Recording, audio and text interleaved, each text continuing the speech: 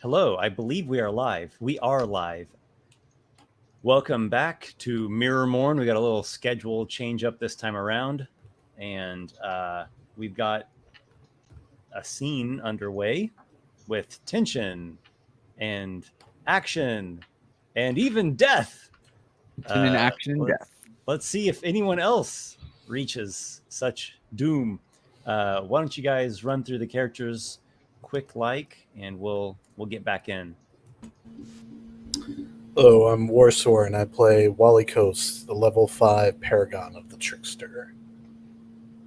I am Vince, and I am playing Vapor, the Wild Magic Sorcerer.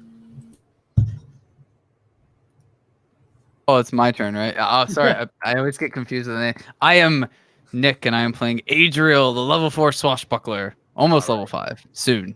Very close. You might be coming through a little bit quiet, Vince. And as always, I'm Adam, and I'm playing Aygir, and I'm breaking the combo of having a character and real name that are different letters. They're the same, and he's an Artificer. He's a Hobgoblin, and like several others, he's also level 5. Well. Aygir and Vapor are aboard a ship that is gingerly making its way back to Barnacle. You are aboard the Walking Squid, captained by none other than Tiny Thomas. And your current state is not nearly as eventful as Walykos and Adriel, who are at the tether at night, having climbed up the cliffside over the town wall with an objective to peel a fry, which you're thinking is some kind of kidnapping job. And wouldn't you know it, there are watchmen near these noble towers, and they were pretty much right on you as soon as you got there. Only because the NPCs fucked up. I want the record to show it was not the PC's fault. This is very true. Yeah, Walykos and I, we were fine. Everything we did was perfect, and it was, what was it, Bobbin? I think Bobbin was the one. Man, So you're claiming that both of you had no impact on the current situation in any way or form. Well, the expertly trained thief that was supposed to be a really my skilled lawyer thief has did, recommended that I wait till after my dice rolls to, I see. After the session is over, I will make a statement. We need okay, I see how this is going to be. What was the devil lawyer we had back in the that other dimension? Oh man, the devil lawyer. I wrote it down. Rebeard or something? Yeah, it's on my other something. computer. I thought it was Sixbeard. But, Sixbeard, Sixbeard. Multiple points of beard. 3. Yeah. I actually have his name written down, but it's on the character sheet in the other room, so I'll get it later. Can we hire him again? I mean, devils can travel between planes, right? Different dimensions, all that stuff. We'll see. I generally prefer not to blend my worlds together. I know, I'm joking. Maybe in a rare instance, but So basically, the Esper multiverse doesn't exist. It's called the Esper. It's called the Esper Cinematic Universe. We'll wait for Phase 5 before we introduce the Esper multiverse.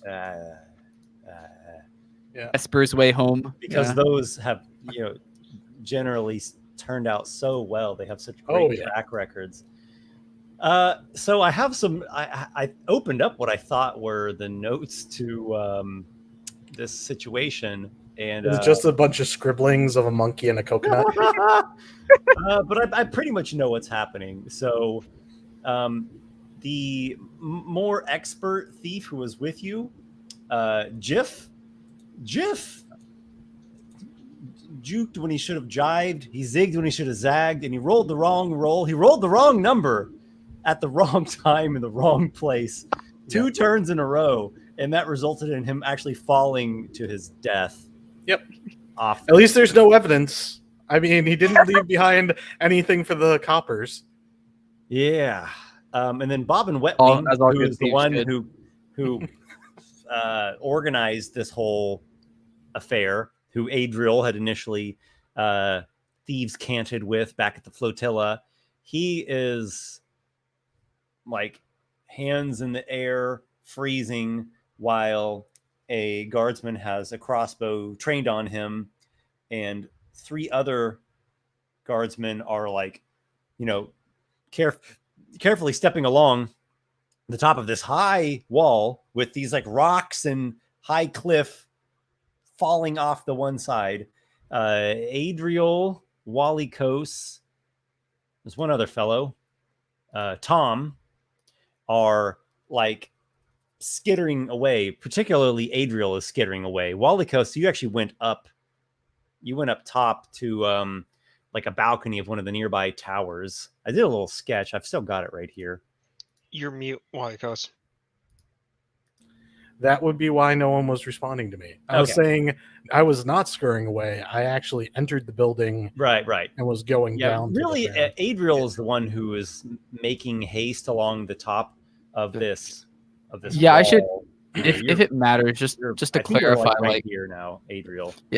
yeah, I should clarify also, like Adriel, like he doesn't like want to leave Walykos, and depending on how things go, something might happen. But like he didn't really have a better option. Like he tried to fight them at first, and then when they like had that Got all the Chaos shit of out the of him. situation. yeah, he's chaos. just like, this is Yeah. a bad idea. Yeah. Sometimes down I in think a it's hill actually of better to crossbow just let bolts. things be kind of chaotic and crazy than like Mhm. super well thought out and meticulous when it's Oh, yeah, for these sure. high intensity situations. So no apologies necessary. So Adriel, you've actually reached this kind of like a support tower here, where the wall reaches an angle with another section, and then Tom is a little ways behind because you're really fast. And then Walykos actually went up here. You shimmied up this jam and went onto a balcony, and you opened the door. You I picked did the open lock. the door. I made Yeah. the checks. I'm Yes, you inside. got There was nobody inside. inside. Yeah, you got into like a parlor room in this noble tower here. Yep. It's like multi-residence, multi-family I building. also changed my disguise to look like a guard because my plan was to meet them on the street. Mhm. Be coming up looking like a guard who's joining the group, and we'll just play it out and we'll see Yes. what my plan is, and if it Yes. indeed works. Agreed. So When you're ready, Esper, I have yeah. actions. I'm ready to do this. So we're right. just going to start at the top of the round with Walykos. Walykos, you Walykos. are in a dim, Mhm. well-furnished parlor type room that has like some couches, chairs, furniture, cabinets, and maybe some gaming, dart boards and such. You do see 2 doors in this room going in different directions. So there's no stairs in this room, but there are 2 doors. Mm-hmm. I will go to the door on the left, Okay. and I You will go to- perception listen to see if I hear people behind it Okay. or whatever. You make your way to the door on the left, and you listen at the door. Go ahead. Perception. Let's see. 14. As far as you can hear, all is quiet. I try opening the door, hoping that people don't lock doors inside the interior of their home without good reason. Well, sometimes they might, but this is not such a door. Yes. The door opens, and you are at a kind of a hall landing that has a handrail. There are some stairs going down, or if you go along the hall, there are 2 doors. I would like to take the stairs headed down. Okay, so you kind of get onto the stairs, and that will be a turn. Yep. We'll go to Adriel now. You've made your way nimbly, balancing much better than Jiff did along the stony top of the wall. Tom is trying to escape as best he can. You're faster than him. You're nimble and roguish. Walykos is nowhere in sight, and you see like the glow of a guard's lantern where the one guard has Bobbin at crossbow point. There's 3 other guardsmen with crossbows, trying to keep a view of you and Tom. Peter, the youngest of the group, he's like down in the boat at the base of the cliffs. He's down in the ocean. Okay, well, first off, Adriel doesn't care about Bobbin, so irrelevant. But yeah, he's happy to leave Bobbin. So Adriel, I think, knows that Walykos is in disguise, or does he not know that? Because that's important. Like, does Adriel know that? I'm not sure. I don't. You're remember muted, Walykos. I don't remember Adriel. You do not know that because I was on the balcony before I disguised. And I think I only the did last it you after saw I of got Walykos was him shimmying up. Yeah. Okay. Good to know. I just need to know that just so I know where we're Walykos. on. Yeah, you don't have any idea where he is at the moment. All right. So you said I'm on that furthest bottom circular thing. Are there any guards that I can see on the? So like if I'm looking like up, right, like on that left, you see that those little triangles. Can I see like are there any guards over there or anything? Nothing like immediately stands out as obvious, though. It's dark. It's night. If you want to spend an action to do a perception check, that might give you additional environmental details that are helpful. No, I think for now I'm just gonna keep running. I'm gonna get out of line of sight of the guards that I know are there. So I'm just gonna play it safe and just keep going. I'll run my speed, which is 35. I will action dash, which is another 35, and then I will bonus action dash again. So I will go 105 feet further. Give me a dexterity acrobatics check. Okay. I'm good at this. So it seems. It's a decent roll, 14. Okay, so it's not exceedingly difficult to balance up here, in fact. So you continue along. You maybe have a couple moments where you slow yourself a little bit just to avoid any potential catastrophes. But you do this, from an observer's standpoint, you're just like nimbly dashing. You're very quick, spry, even. So you've kind of gotten away from the guards. They probably can't even see you. It's night. You're far away. You can see just like the little glow if you look back behind you of where that one guard has a lantern. If it matters at all, I'm assuming that, you know what? Never mind. I did my thing. So I think I'm good there. I will. I think that's all I can do. So. Yeah, of the whole group, you are the one who is the most escaped. You're pretty much escaped at this point. Yeah, I imagine like little in like Looney Tunes where like they're speeding and they have those like circular dust things that are around their legs. Like that's what Adriel's like right now. All right, maybe you do a meep while you're at it. Don't look down and you can just fly. That's how it works. Yeah, don't realize that you've ran off the cliff. All right, but yeah, that is my turn, so I'm good. Tom is eager to get away as well, and he's and that's not good. Do both of these guys die? So Tom, he has a slip, and he falls off of the wall. He lands onto the rocks, and that kind of ends his turn there.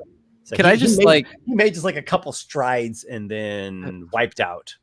As I'm running, kidnapping with the Three Stooges. I know exactly. Yeah, I'm running. Like, do I hear this? Like, do I hear like the gasp? You are aware of this. You heard it. Heard it, and I don't know if you were directly looking at him, but you're aware of what just happened. Okay, just to like add a little bit of role play, since it's all happening at the same time. As I'm running and I hear Tom gasp, I'm gonna say, "You all are really bad thieves," and then just keep going. They're just getting some lousy rolls. That's all.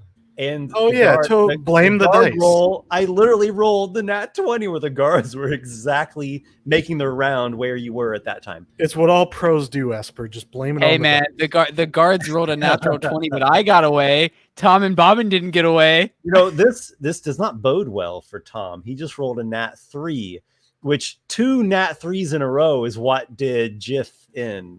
Well, So- we'll have to see what his next turn bodes. Yeah, it might bring some not so good things. I mean, we less split of the money. Yeah. The guards, they are not running. They do not.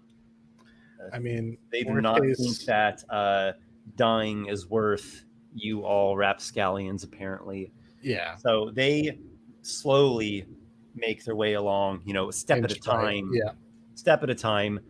Up And the cliff. they will not have caught up to Tom, but they're getting close to him. I think that's all you guys are aware of. Let's go back to Walykos. You are going down these stairs. I assume you're trying to be stealthy, so give a stealth check. Absolutely. A dirty 20. Okay, so dirty Walykos in his illusory Guard. elven Yep. guard getup, which includes I a made- light chain shirt. Yep. A helm. They have like light crossbows and maces or something, and some kind of like guards tabard and some clothing underneath. Essentially, I Boots. also want to, if I Some can, nice because strong boots. if I can, Esper, I'd like to make it look kind of like ruffled, like I put it on quickly, because I have a plan for that, which will become apparent. Well, it is an illusion of your design, and so you can add in details to your heart's content. Yep. And So if I you- head downstairs, what you happens? quietly head down, trying to keep your footsteps from squeaking the stairs too much. So I'd say this turn is probably you getting down the staircase. At the bottom of the staircase, you see there's an opening to a I almost said feasting hall, but it's probably not that big. A dining room. And you see there are some openings, like open doorways to some side rooms of the dining room. The far side, let's see, do you have dark vision? No. You do not have dark vision. Okay. So it is kind of gloomy and pretty hard to make out details in the dark here. But you get the sense, okay, it's a dining room or something, and there's a couple openings. I'm side to looking side. for the door out. So Okay. I know which way I entered the building. I'm looking in the direction where I can't point on your map, but the one that faces the street. Understandable. Okay, so you're we'll get back to you on your next turn, and maybe you could cross the dining hall or take one of those side doors. Adriel, you are lickety split running down this wall. You're basically to the point now where you could get to where you all had initially climbed up those ropes. The ropes are still there. The pitoned ropes in the cliffside face, or you could continue, which would be like heading towards the southern extents of the town. Okay. Sorry, I would have thought of what to do. I didn't know exactly where I was at. I would have thought about it on the other turns. My fault. I should probably ask that. So what I kind of want to do is, how far away how long would it take me to get back to those ropes? Because what my plan is if it's not too far away, I might want to try and get there to figure out what the plan was, so that I might be able to still complete things. But it depends on how far away it is, because so I'll just give you my option. So if it's the plan ideally was to get the fry, get back down to the boat, and go back to the flotilla. Yeah, but I mean, like In more terms of detail. distance, well, you're really fast. So assuming your balancing goes good again, you could make it back to the top of those ropes with another turn of your three move. Okay. combo. And is this cliffside like it's not like I could yell and or like talk and they could hear me from the bottom, right? Yeah. I mean, there'd be like just typical ambient sounds like Mhm. night wind and stuff, and the Okay. ocean waves and the waves hitting the cliffs. But if you yelled like full force right up there, surely they would hear you. There's one guy left. Yeah, everyone else is dying or captured. Okay, yeah, I'll let's do that. Let's get there. Let's go to the ropes. All right, go with an acrobatics check and don't roll natural 3s. Apparently, Don't jinx me like that. 18, so better than my last one. All right, you nimbly run along the wall some more, and then you nimbly leap off onto a rock, leap down onto the ground, and there's just this stretch of a couple yards. Then it's the drop off the ledge of the cliff. You see like the metal stake in the ground and the rope trailing down. Yep. Do you yell, or are you gonna wait? Yelling seems like a poor decision since they might hear me, the guards. So I have a plan. I'll explain it. Well, actually, I guess I'll ask just so I can go and see if that works or not. Would it be possible to like get a message on like a piece of paper and then like shoot the message down so that they can read it silently and then they can shoot back a message to me, if that makes sense? Now, I know I can't do it this turn. But like just seeing if. Okay, so you you're getting out some objects. You probably don't have much time left, but you start getting some stuff in hand. Yep. To work on that. Yep. Tom. And I guess like I don't know if this would be a free action or not. If not, perfectly fine. Can I like give like a flare, kind of like some kind of like using like a mirror or a light just to like indicate that like someone is at the top, like it's me, to the person down there? That's probably beyond the extent of just one That's turn, fine. considering everything else you've already done. That's fine. I'll wait till my next turn. Tom, dear Tom. Well, he saw Jiff and heard. I don't know how much Jiff screamed, but enough to instill a fear. So I see Tom actually playing things a little conservative this turn. He is going to. I think he's just going to first try to get himself stable on this rock, and I think he's going to go slow and like crawl down the rocks and try to get to some solid footing instead of just jumping up and bounding down it again. Okay, so that's what he does, and he does that with ease.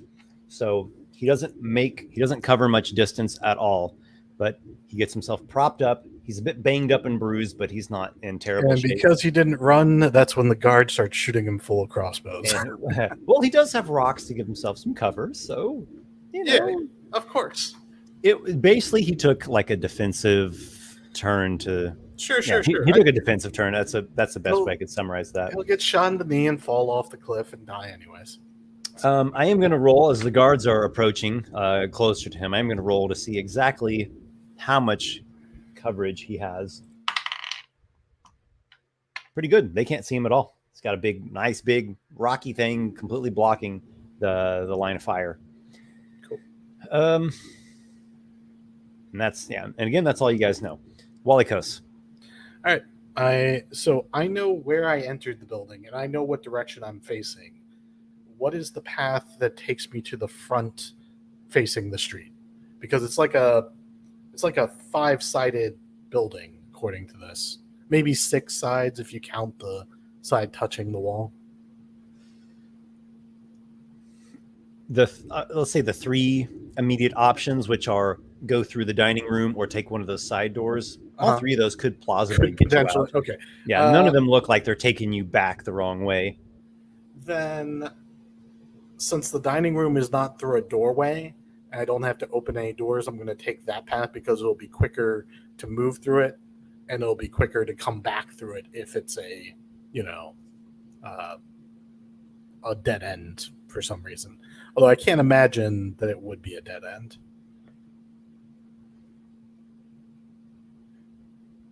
You're muted, Esper.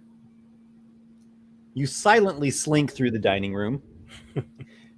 It's quite dark. It's nighttime, so you can't see much, but you get across the whole of the dining room. There is another one of these open doors at the end of the dining room. You go through that. It seems like maybe a foyer or a little entry corridor, and there's a door, like a nice, heavy framed, solid door, like a front door is clearly what it looks like to you. There's like a stand next to the door. There are some artwork on the wall. I want to leave through the front door. You go to the front door. It is locked, but you see, I assume that I can open it from the side. Yeah. Well, you tell me. What do you want to do? You tell me. Is there a latch or something on this side? You see a keyhole. Mm-hmm.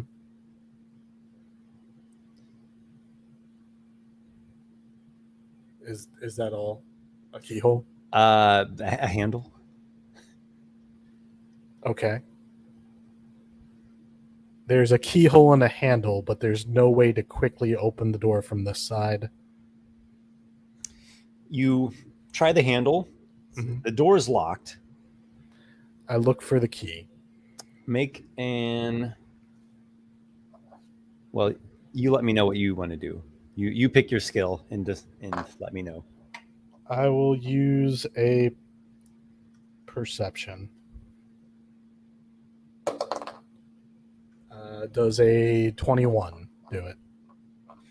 You look about. There's the stand. They've got a bunch of cluttery papers and a little box. You open the box. There's a key right there in the box. Just a nice little brass key. Slide it in. Yep. Unlocks it. Do you keep the key? I'll put the key back in the box, and then I will leave the door unlocked as I leave. Okay. You open the door. You are now in a sort of a stairwell, but not like a dingy concrete industrial stairwell, like a nice stairwell that you might see in a fine building. It's got polished wooden handrails, and you can see that clearly, several families live in this tower, and they will all access the stairwell. There's this big stair that goes down multiple levels. Gotcha. There's miscommunication. Then I thought that I was on the ground floor. Gotcha. You see there is a little light glowing down at the bottom of the stairwell. There's stairs going up to higher levels as well. So it's got to be some kind of entrance lamp or something down there. Yeah, I will hit the stairs and just move quickly towards the bottom. Yeah, so you start heading in that direction. We'll get back to you. Yep. Adriel, are you still interested in writing a little message and tying it to an arrow? Perhaps. No, yes, I am. I would like to write some message, preferably in Thieves' Cant, to sort of indicate, hey, what's the full plan? I need to know where this thing is. I need to know how to get to it. Walykos and myself might be able to still do it, but we need to know what we're looking for, and then put it on the arrow and attempt to shoot it, preferably not hitting the person in the boat. Yeah, that would be preferable. Okay. Yeah. So that's a lot of stuff to write, and you probably need multiple items to do all this. So you probably just spend this turn getting more items out and writing.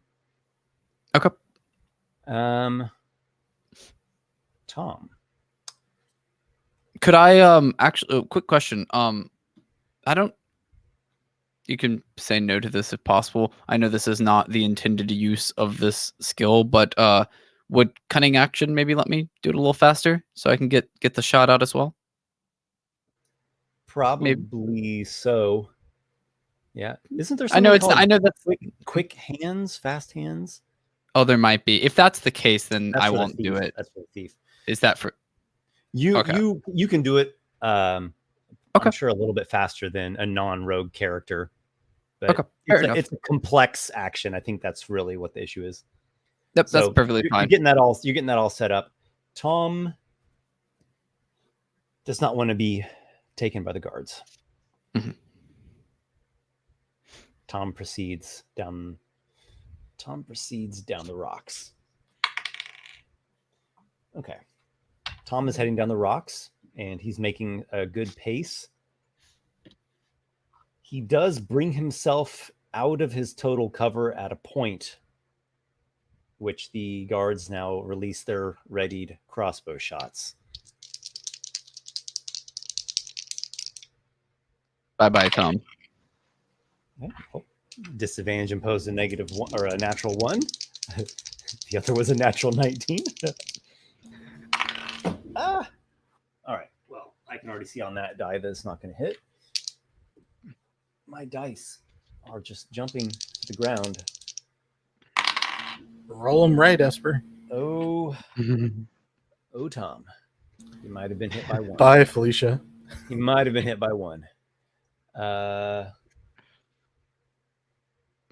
He got exact. Wait, nope. He has some cover. I would say he has at least half cover. He is saved by the cover. It was going to hit his AC exactly. So a crossbow bolt like clacks off of a rock just a couple inches away from his ear or something. Probably buzzes past his ear and hits a rock.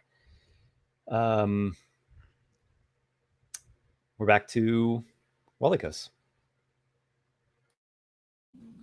All right. I guess Walykos will just move swiftly down the stairs. Stealth is less of an issue because my idea is I'm going to be saying that I heard noises and I quickly got dressed. I'm an off-duty guard, basically, who's coming to, assist the guards. Is my Plaws story, because they would know who's on duty. Yeah. You make your way hustling down the nice stairwell here. Remember, I moved 45. There's like an entrance chamber. Yep. There's like a night watchman sort of fellow. He's not as well equipped as the ones outside.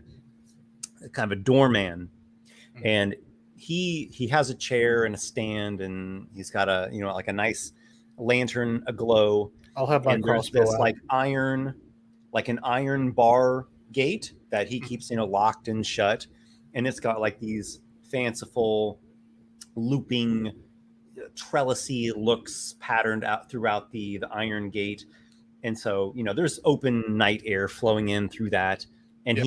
he was watching out there. Yep. Probably because there's commotion. Of And course. he's just like watching, and Also, he excuse me. startles a little bit as you hustle down. Yeah. Oh, wow. Open You up know the what's gate. going I on need out there? Yeah, I don't know what's going on. I heard the commotion and I got dressed as quickly as I could. Can you open the gate? Got to get out and see what's going on. I hoist my heavy crossbow. Make a deception check. Absolutely. Ooh, that is a 19 on the die plus not that, but 26. Certainly. And he, gets the right key out on his key ring and starts opening up the gate. Adriel. Yeah. So we'll go up to Adriel. Maybe you shortened your message up a little bit just for the sake of time, but the main ideas are, what's the exact plan, the exact target. Maybe we can still do this. Shit's hitting the fan. P.S. Tom sucks. P.S. You're all really bad at this. And you I hope you didn't like bomb whatever his name. You fire the arrow down, hoping to just hit the planks of the ship. It's like a small sailing ship, a sailboat, right? Halflings. Yeah. How big can it be? Make an attack roll with what's your weapon? Oh, it's a short bow. It's a short bow.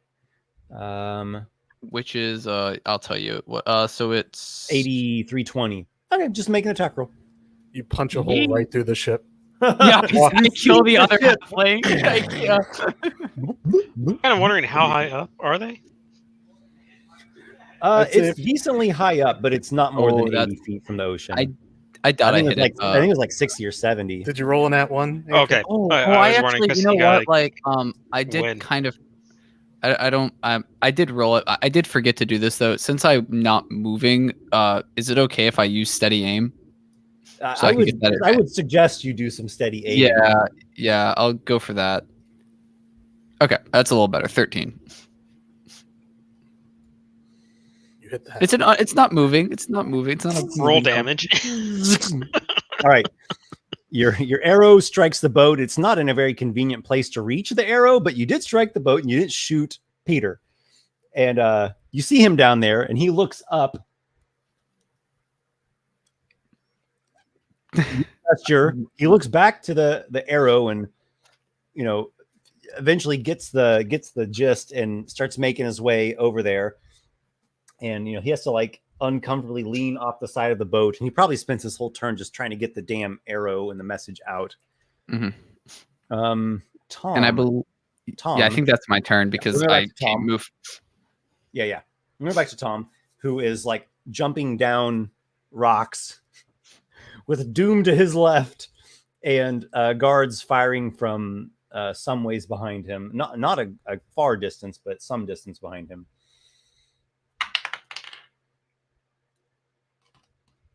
I'm going to show this, what I rolled here on the camera. It's either good or bad. A 3. Another 3. I love D&D so freaking much. So, the god of misfortune, whose number clearly is 3, has decreed that he would be claiming 2 souls to the depths of the sea.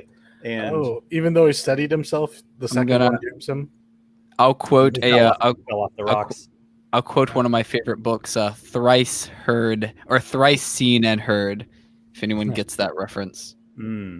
Thrice seen. It sounds like heard. a Fae thing. Is it Shakespeare? No, it's actually a lit RPG book. It's a series called The Land. It's I'll explain it. Yeah, I was actually just listening to one of those. Oh yeah, that's all. Yeah. Anyways, Tom leaps from one boulder to another, wanting to keep himself going, not wanting to climb back up onto the wall, and plus putting himself more plain view of the guards with crossbows. And he lands at the complete wrong angle, and does he scream?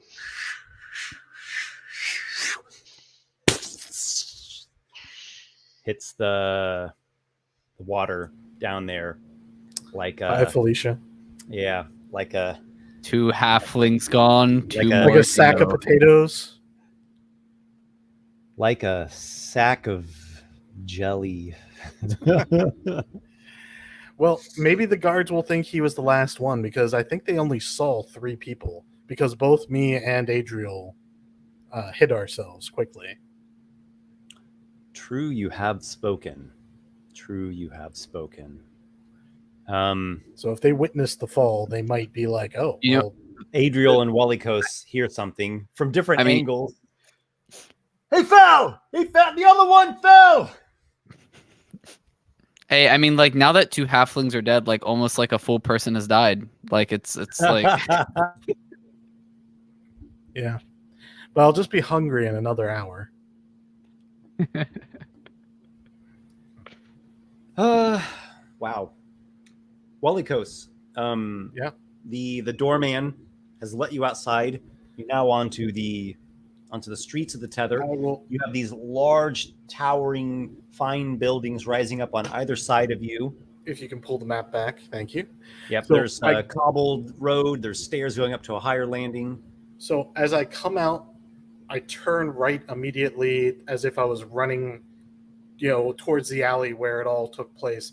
I want to see, do they still have our little halfling leader basically stood against the wall back there? They do. There is one guardsman. One guard. Yeah. One guard has him at crossbow point and is. I'll run up. Yeah, essentially, don't move. stay there. And he's in the midst of clasping irons on Bobbin. I'll wait. So he's not covering him with the crossbow. He's putting irons on him. Sure. Yeah, he got Bobbin like up against the wall with his hands. Yeah, on behind his his back. head. And I'll just be like, I'll cover him. You put the irons on him. You know. And they turn around to see, or he turns around to see you. Yep. And Laurie, is that you? It's me. I'm here to. I heard the commotion and I wasn't really, that close, but I got here. What's the situation? What happened to your voice? Did you catch a cold? Sorry, there's something going around. Make another deception check for me. Certainly. Does a 22 do it? That's what working the graveyard shift will do to you. Yeah. All right, so he thanks you for covering and continues to. Yeah, get those cuffs on him, and I'll take him into custody. I'll watch him while you go see what's going on with your squad. Nice. He thinks that's nice. Yeah. Adriel. So Tom is like, or Peter rather. Peter is like reading the message. Yeah, Tom's dead. Yeah. Yeah. Peter is reading the message, and he looks up at you, and if he sails the fuck away, Adriel will find him. Oh yes, we'll find please him. sail away. it's okay. Adriel will find him, and he will ruin him. He's not sailing away, nor is he raising the anchor, but he looks up at you with this look of just hesitation, and He probably doesn't know what the fuck's going on. yeah, that's it exactly. Yeah. He looks up like what do I do? I'm gonna be like I don't know how to mime it because I don't know sign language. I'll just like words like I don't know if you can say it, but be like tell me the wearing your plan. mask? Tell me the plan, right? Are you wearing your mask? Am I wearing my mask? Oh, I guess I pulled my mask down. That's a good point. Yeah. You gotta see my face clearly. Yeah, I'd pull it down and mime it like circle like a map. Like I need to know. I'm gonna do a roll for good old Peter. Good young Peter, really. He's a young one. He's I don't know how old halfway he is. through useless, Esper. He can't be more than 15 or something. All right. So he starts looking around for something in the ship. That's what Peter is doing. Maybe there's some written, here's what happens if I don't make it back or something. Oh my god. Okay. Let me think if Adriel's gonna do anything else. Hide. I mean, well, I'm debating if I want to like go back or wait for him to like. Yeah, I'll just. Man, this is why we only work with full-size people, Esper. I'm just saying. It's not so much a matter of stature, but a matter. Esther, of please thought go off. halflings were supposed to be I think we need to and retire level Vapor and now, so I can bring skill. in my new character. I will. Yeah. So I will. I'll just hide. Get myself in halflings like. were supposed to be Actually, let's do this for just like a round or two more, and then I want to actually get things moving. I don't want to not bog, but I don't want to spend a ton of time on There's this only scene. two possibilities that I could see. The guards follow back to try and see where they came from, or the guards just say, well, they're all dead. I'm not risking my life on slippery rocks. Look, those two just fell. Like, Yeah. do you really want to risk going That, there? yeah, I that's think- kind of I Adriel's think plan. that's Like, a better thing to do is to actually talk about like what is your objective, like your broad Yeah. objective. Walykos has essentially succeeded in this step here. Yeah. You've Mhm. escaped the guards. You've gotten out of the tower. You've convinced people that you are a guard, and you're going to be like taking charge of Bobbin. Yep. Yeah. So So- I guess Adriel's plan is so obviously like if Adriel knew that this was happening with Walykos, he wouldn't be dealing with this guy with Peter, but he doesn't know that. So his plan is basically just like hide here in the rocks, wait to see what Peter does, see if Peter gives him any information. If that doesn't happen, he's probably gonna head back to help Walykos. Yep. Okay. Like he doesn't know So- what Walykos did, but he wants to get back there. Yeah. So Yeah, I get it. Peter takes a while, but he eventually produces something that he can write on a little slip of parchment to shoot it back at you. He's Is got it a half the crayon. size of mine? Is it half the size of my parchment?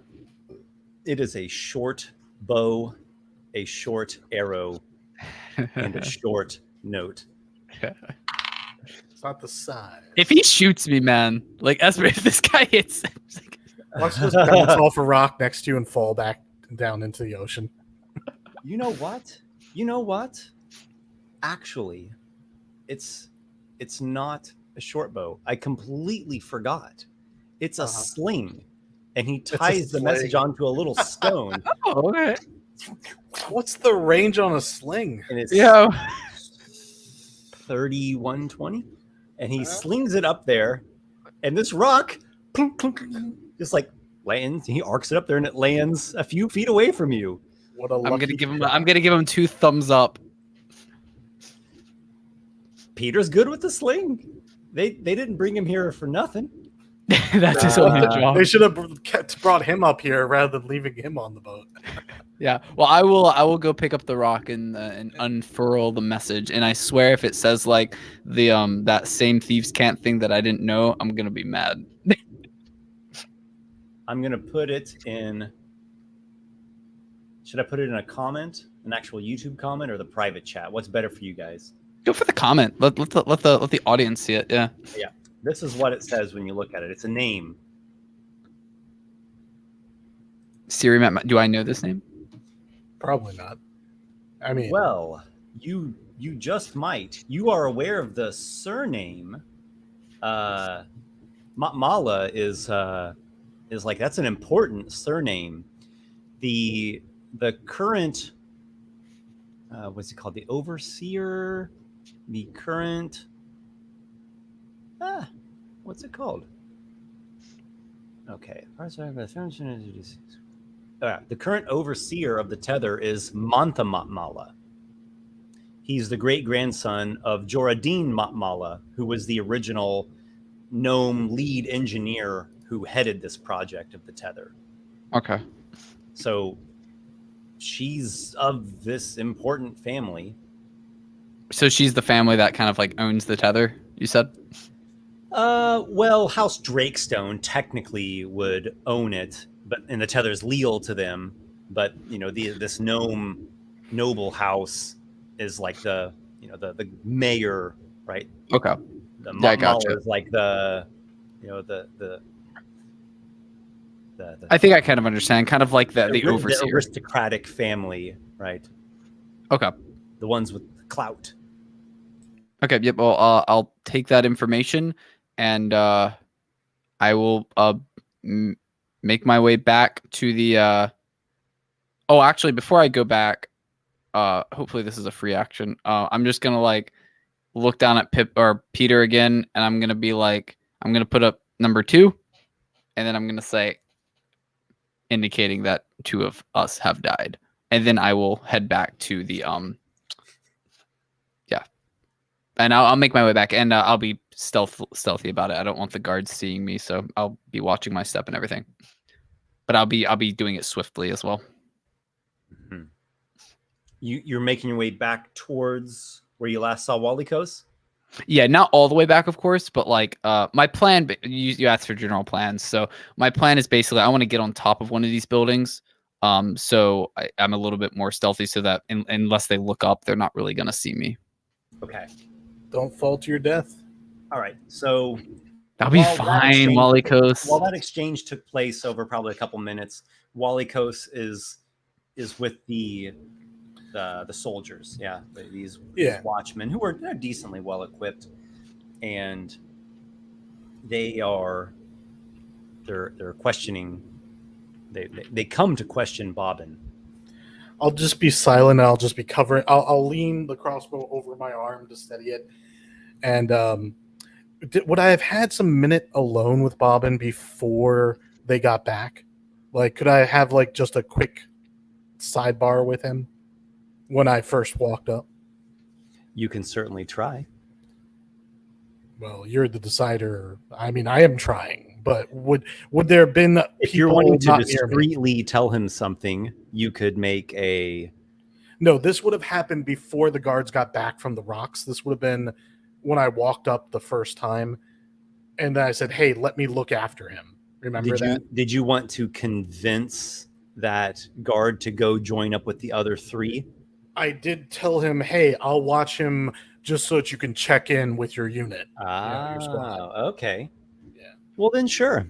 Yeah. He goes to the wall and starts hoisting himself up. And that'll he's give gonna- me he's just a gonna see couple the others. seconds. Yeah.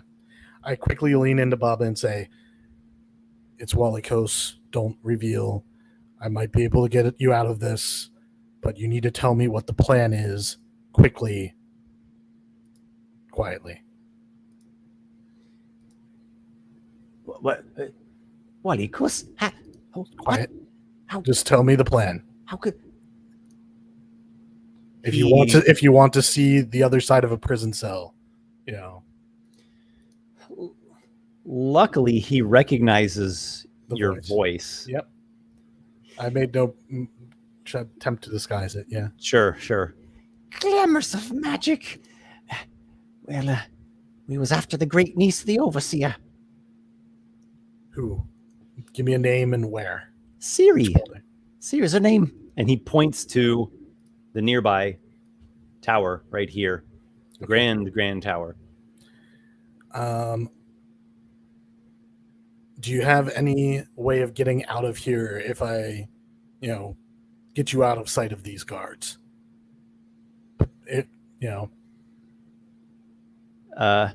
Well, me trusty legs, but something's not right. Play. Jiff and Tom, where are they? I have no idea. I lost track of them. They were running away.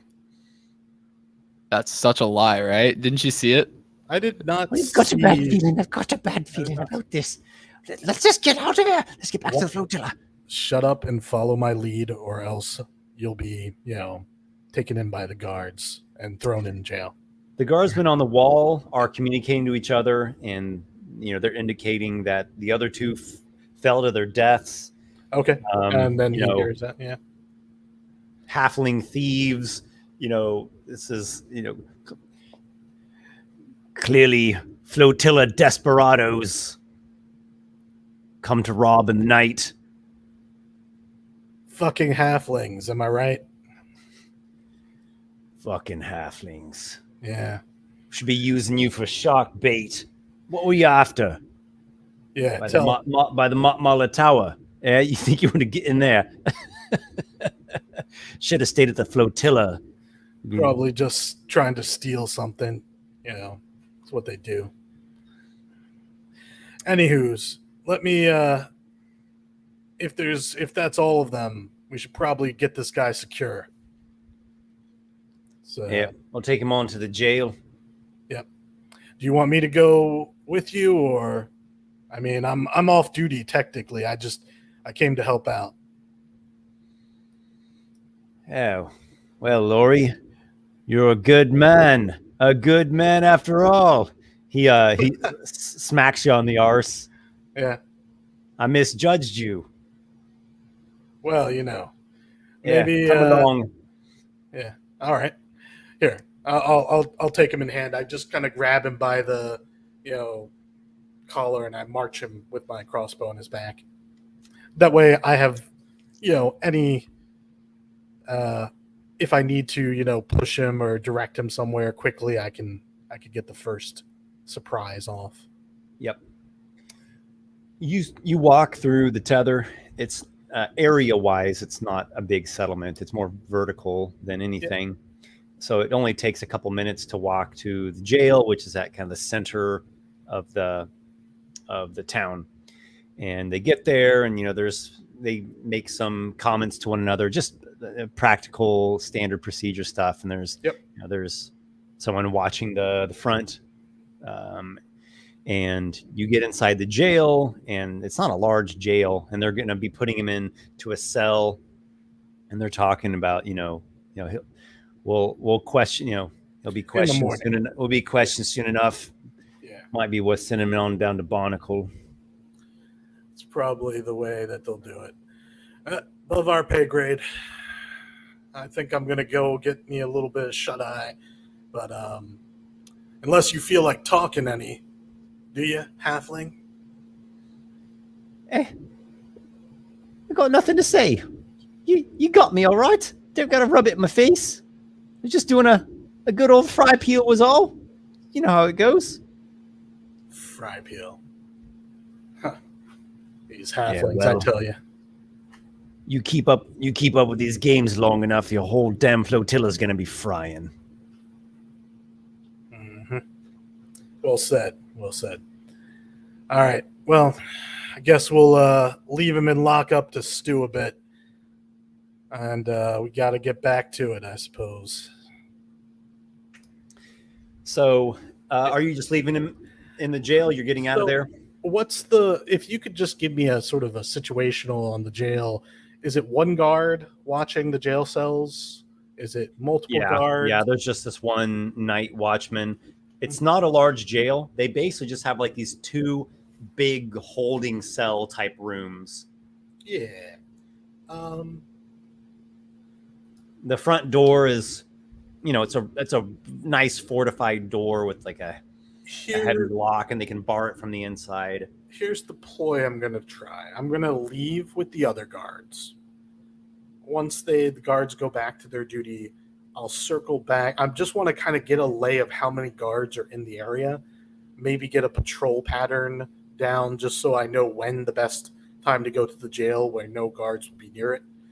And then I would probably go back, knock on the door, one guard, be like, hey, I need to ask the prisoner something. They wanted to know some information. They had a quick question. He'd be like, oh, okay, this is a regular, whatever.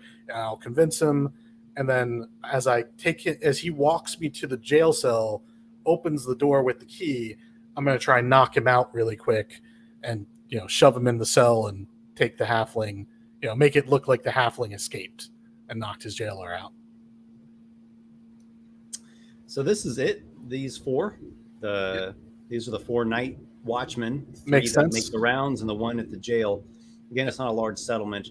It makes sense. Some of the towers will probably have their own house guards, but in terms of the door guy, yeah, exactly, yeah. In terms of general settlement guards, yeah, you're looking at it.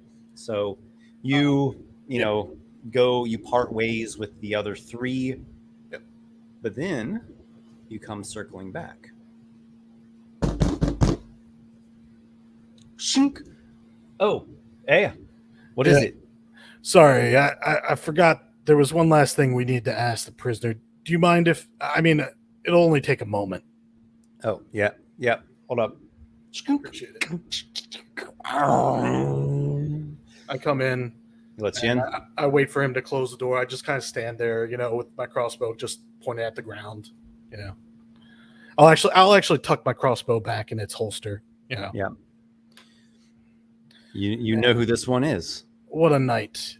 Yeah, I actually heard there was something that he said that they remembered one of the names and they wanted to question if this is, someone important from the flotilla. So let me just talk to him for a second. If he if he doesn't say anything, at least I can say we asked. So righto. Yeah. I motioned to him, lead the way. You got the keys. He scratches himself and belches a little bit, gets the key ring out. And as I let him actually open the door, so it seems like everything's going fine, because that way the halfling can help me potentially if things go very badly. And I would like to surprise attack him with the hilt of my dagger to the back of his head. I'm trying not to kill him. I'm trying to make this a non-lethal, in case things go really bad. All right. So yeah, he shouts to the little looking hole at the cell door. Back up. Yeah. All right, rat. Don't try anything funny. If you value your blood. Unlocks the door, opens it, and you do your maneuver. Make a stealth check. Absolutely. I love making stealth checks. 22. Oh, A lot that's of pretty good. 15s and 17s tonight. 15. He is none the wiser. Caught And off guard. whack! You strike him forcefully, and he like goes down to a knee and then falls over, Okay. dazed and dizzied. Would you like me to roll anything or just role play it out? Just go ahead and role play it. Yeah, I will drop upon him and I will hit him a couple more times with the hilt of the dagger, maybe giving him some nice lumps, but I'm careful not to, go too far. I'm just hitting him hard enough to make sure he's not gonna say anything and go unconscious. All right, so you wallop him and he's out, and Bobbin is stunned.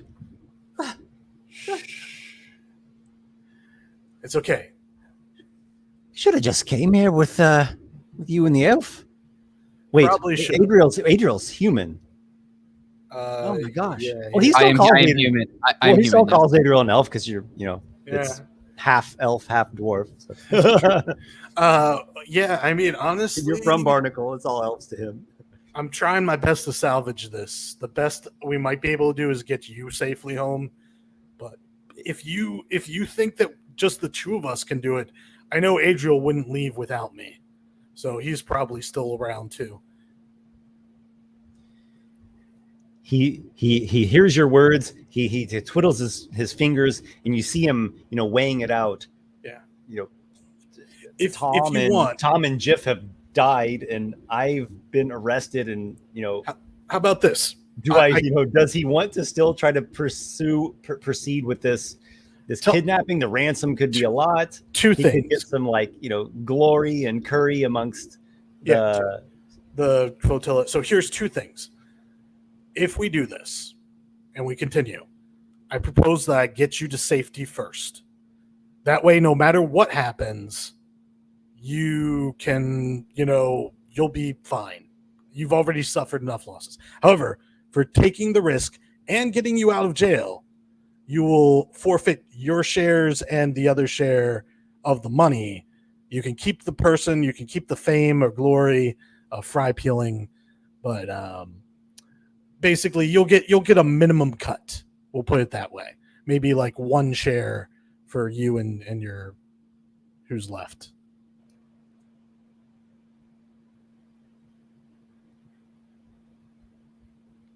He considers your words. Yeah.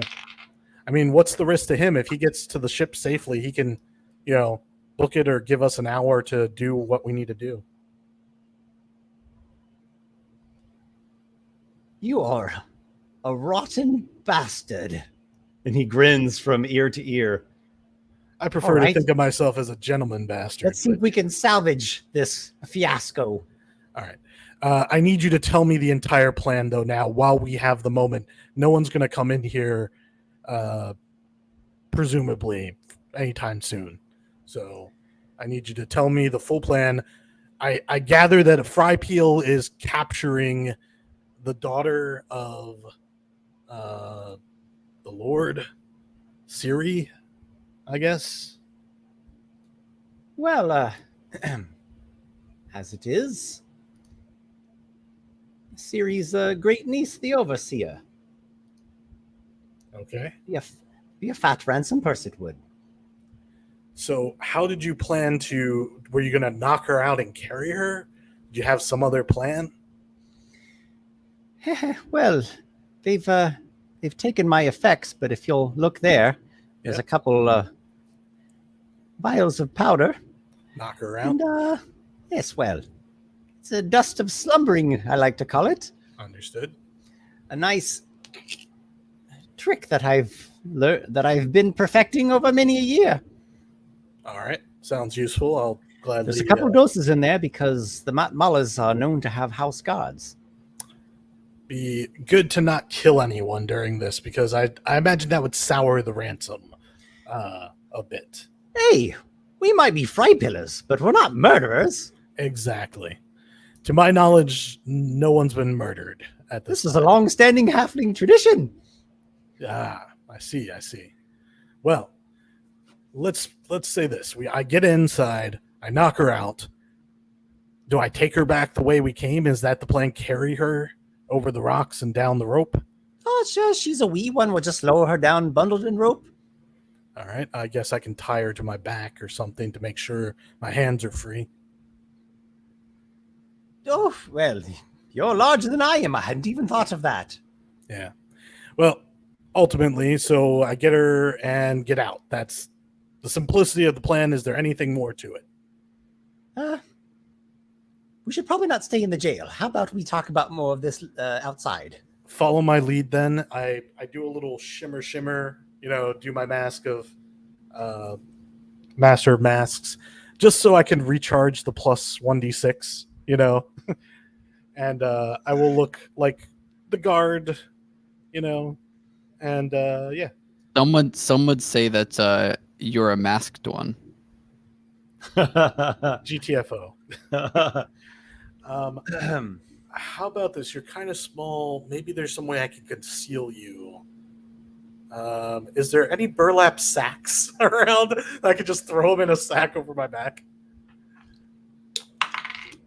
While you are gathering his Belongings. personal effects, Yeah. which is essentially like a satchel, a bag Yeah. with a strap. You don't see any sacks. You don't see much. There's That's some fine. like prisoner sackcloth and a All right. couple rusted chains. Then here's the plan. I unlock his shackles so he's completely free. If you get caught, you knocked out the guard, you tricked the guard into your cell, you knocked him out, and you made a run for it. That's the story, and you just gotta run with it, But I'm gonna try to get you back to the place where we can get you over the wall.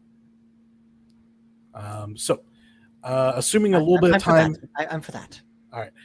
follow my lead, stay in the shadows until I clear the way. I'll walk ahead as a guard and just, if I see guards, I'll show me a hand gesture. You guys know all these hand gestures. Just show me one, like that will be like stop, Stop. Yeah, show me stop. All right, so I'll do that discreetly somehow, and if you see that, then that will be guards are coming. And what's go? For if there are no guards. All right, got it. You go out once again into the night air. You are carrying the sleeping powder. It seems like. I am. I just put it in my illusion sack and keep it okay, under. Cool. Looks like you have 3 doses of that. Cool. I will mark it down. The 3 watchmen, those same 3, they are. As soon as you look out the door, they are coming close by the jail. They're not immediately in front of the jail, but they're going to pass by it in under a minute. Can I just? I assume I slid the thing open and looked. Can I just slide it closed and just kind of wait? Let them pass. Or did I? Is this after I've gone outside? It's after you've gone outside. Okay. Yeah. I will do the stop, whatever it was, to him who I assume is back in the doorway or wherever it is around the corner, and I will just kind of casually walk, get my crossbow, just kind of look around. Can't be too careful, Laurie, what's wrong? We thought you went to sleep. I wish I could, but it's the snoring of my neighbors. They keep me up, and I'll be honest, the walk helps me fall back asleep. I just need a walk for a little bit. So I hope you don't mind me keeping patrol for just a little while longer. Not too long though. Well, Laurie, the paragon of virtue. Paragon of something, that's for sure. You're not getting extra pay for this. No. Like I said, this is just a walk. If another halfling comes, you're welcome to take all the the glory, the credit of chasing them over the rocks, or whatever. Oh yeah, we get the glory. Yeah, you're not doing this extra work to try to gain some kind of promotion or something, are you? Hey, who said I was doing extra work? I'm just putting myself on a little walk here, and I'll call for your help if anything happens. Well, you should probably get some rest. Your voice sounds terrible. Yeah, snoring, I swear. It keeps me up. I can't sleep. I can't rest. I can't heal. I need a good long rest, that's for sure. Hey, come by my house tomorrow morning, and me old lady's got a tea she can make for your sore throat there. Well, I'll see if I can. We'll see what the morning brings. I'm sure it'll be double shifts for me, probably. I'm awake now, and then I'll have to work again. I'd like you to make another deception check. Yeah, sure. Also, while you're rolling that, quick thing. 19. Quick thing. Oh man, my voice is echoing a lot. Where's that coming from? So I just wanted to. I was curious, since this seems that this whole like situation with Walykos seems to be like taking a few minutes like in game time, right? Yes. I was wondering if Adriel can start getting up there, because like once he walks out, like Adriel doesn't know that that's Walykos, but he might spot like Bobbin doing something, and he might go to the initial place where you'd been going over the wall. I wanted to get on top of like a building, so I have like more of a vantage. One of the towers. Yeah, if possible, like how Walykos did it, since that seems to be the easiest way. But if there's an easier way, I could do it. The top of the tower, you would actually have to start free climbing. They rise up much higher than the walls. Yeah. They go up pretty high. Yeah. How high? Do you know? Yeah.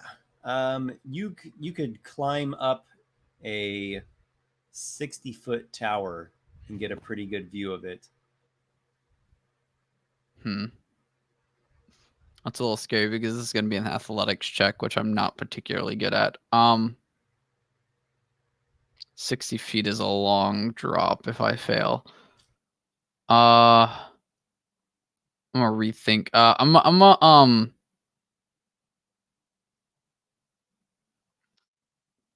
Adriel's senses are like, that's a long drop. He'll you know what? He's actually just going to try and make his way, like, I know that we don't have the drawing for it, but like lower down, and he's gonna try and find a new route that he could maybe sneak in, so that he can like make his way into sort of the town area, I guess is what you would call it, maybe, and like get himself into a position where he has like more of a vantage point, where he can like scout out a route or a route and like see what's going on. The other side of the tether, and infiltrate from that direction. Basically, I'm infiltrating. Yeah, exactly. Okay, so give a stealth check. You know how much I like stealth checks, Esper. I do believe hearing you. Not amazing, unfortunately. 11. 11. Yeah, I rolled a 2, so it's unfortunate. Okay. So this is interesting. Walykos just had an interaction with all 3 of those guys now, and you rolled a 19. An 11. I wish I rolled a 19 on my deception. Yes. Okay. So they seem to think that you are truly Lori, just with a sore throat. Yeah, I'm sorry. It's terrible. Then they say, "Look at that one over there!" And damn, they start moving in another one, really, in Adriel's direction. Well, Adriel's over there with like his. I let them go. Black and I use face mask, opportunity, slinking through the shadows. I and they're hustling after Adriel. Yeah. So I noticed this. I'm assuming, right? Oh yeah. Oh, they yeah, just okay. shouted, "Hey, he's over there!" and they pointed at you. Stop there! Stop! Freeze! Oh, I'm running. The moment that I notice that they see me, I am out of there. Yeah. And I'm gonna get Bob and going. I'm gonna be like, "They're distracted. Go, Bob, and go." Yeah, so That's actually fair. your failed stealth has turned I know, into a distraction. I know for Bobbin, yeah. I didn't even know I wasn't even trying to do that. I was trying to actually infiltrate. And I'll be like, I'll see if there's more of them, and I start heading the other way back towards the alley where, we At first. this point, fought I'm Bobbin. sure Walykos knows that the one they saw is Adriel. I mean, if I heard two fell, either you died and it's another one Yeah. of them, but they wouldn't come back. So it's Exactly, gotta be yeah. Adriel. Yeah. Walykos maybe even just saw Adriel right there because the other guys saw him. I was Oh, about that's to a good say, point. Wait, my did passive- Walykos see me? My passive perception is a 14. Yeah, so he probably saw me. So you probably saw Yeah. Adriel like sneaking down. Yeah. So you see him, he's over there like creeping and sneaking along. And then like he turns and oh shit, I'm just in plain view of these guards Yeah. with like his dark thief get up on. Yeah. I imagine it was Walykos' eyes moving over to Adriel that tipped everybody off. Nah, it's just like I feel like all our eyes just like we heard a noise, we all just turn our head, and he's just standing there. We're like, oh. No. They all turn out, I just like freeze, like and cannot it's like see on the me. wall. Don't move. Yeah. Oh no, it's like If like I'm not that scene moving, from you Emperor- can't see It's me. the Emperor's New Groove scene with Kronk. He's just like. Elves can only see movement. Perfectly still, they can't see you. Well, but yeah, well, if they see me, I am, I'm out of there. I am. All right, so the watchmen begin to pursue Adriel, and Okay. Walykos exploits this opportunity and to goes get- with Bobbin Yep. swiftly, and they dart, across, up I'll get him a back to few the sets alley. of stairs and along the cobbles until reaching Matmala Tower. Yep. And it's sort of a similar situation to what you saw at that first tower that you exited, Walykos, Yeah. where the doorman, he knows stuff is going on, and he's looking out and watching. And there's even another fellow, an elven fellow, looks like an olderish man, and they're chatting and they're speculating with one another as to what's going on. So And you're getting up close to this. I gate. actually wouldn't go to that gate. I don't mean to stop you there, but I wouldn't approach the front door. I would have gone to the alley where we came in, right next to it. And I want to Aygir? ask him, that's the one. And I want to ask Bobbin, do you know what floor she's on? What room? They're up at the top, Very top. and as far as I know, they've got wards they put up at night, or maybe Oh, during the lovely. day too. How Not did sure. how do you plan to bypass the wards? Just the dust. Just go up to the doorman, Mhm. hit him with the dust Uh-huh. right in the face, preferably. And then Just they have the creep keys. up there quietly. Yeah. Hopefully, the whole building is not awake through this this ruckus that's been going on. Hopefully. Well, I mixed that up myself. It's plenty potent. so you think the doorman, if I hit him with this, he's going to fall asleep on his side of the gate? I mean, I guess I can reach through. Well, Jiff was Yeah. going to pick the I lock. can pick the lock. I'll figure it out. You can pick the lock. Wait, do you have I a mean, thieves I do. tools? That's how I opened up the okay. That's right. That's right. Yeah. the thing. You worked with me. I'm very Yep. glad that we brought you two along. It's a smart move, the distraction there for Adriel. Oh yeah, Yeah, Adriel's I- really good. Like he we almost think alike at times, and I bet he read my thoughts and I needed a distraction. You magic user types always have some kind of wily trick. I'm not a magic user. I have a couple tricks. Don't tell me that with this glamour you've got going on. All right. Here's what I'm going to do. I'm going to let you go. Do you need a lift up? I can give you a foot up, No, let's just go to the front and just hit the door. Oh, you're going to come with me. I thought you were going to head back to the boat. Okay. That's why I came to the alley. I was going to get you over the wall back to the boat. Oh, you might and need then- more than one pair of hands to do this. I agree. Who knows? All right. Who knows what? Hey, I was going to do it by myself, but I'll take it. right, follow my lead. Stay in the alley. I'll give you the. If you know any like slumbering spells, don't use them on the elves. It doesn't function. You have to use the dust. The dust. Yeah. No, I know that. All right, cool. I want you to stop, and I'll tell you when to go. What is this? It's right over there. Come on. I know. I'm going. I go. Just go. So you go around up to the front. Yep. It's a similar look to what you saw before at the prior tower, and the doorman and this fellow that he's chatting, this kind of older fellow that he's chatting with, they they're speculating about the affairs and the goings on, and they see you approach. Hey, any update on the situation? All's well. We captured the thieves, and they're in the jail. Nothing to worry about. I would advise getting your rest, good sirs. I just heard some more shouting. Yeah, they thought that they saw another one, but I think it was nothing. I think it was just. You think it might have something to do with that Night Stalker? Says the older fellow. The Night Stalker. And I heard that he only struck in Barnacle. Is he out this way? We're not 3 days travel from Barnacle. Maybe he's spreading out. Yeah. Well, you know what? I wouldn't feel right if I didn't take a look around. Do you want me to take a look? Maybe I can get up and look around the building a little bit, but I can come back and let you know in a second if you like.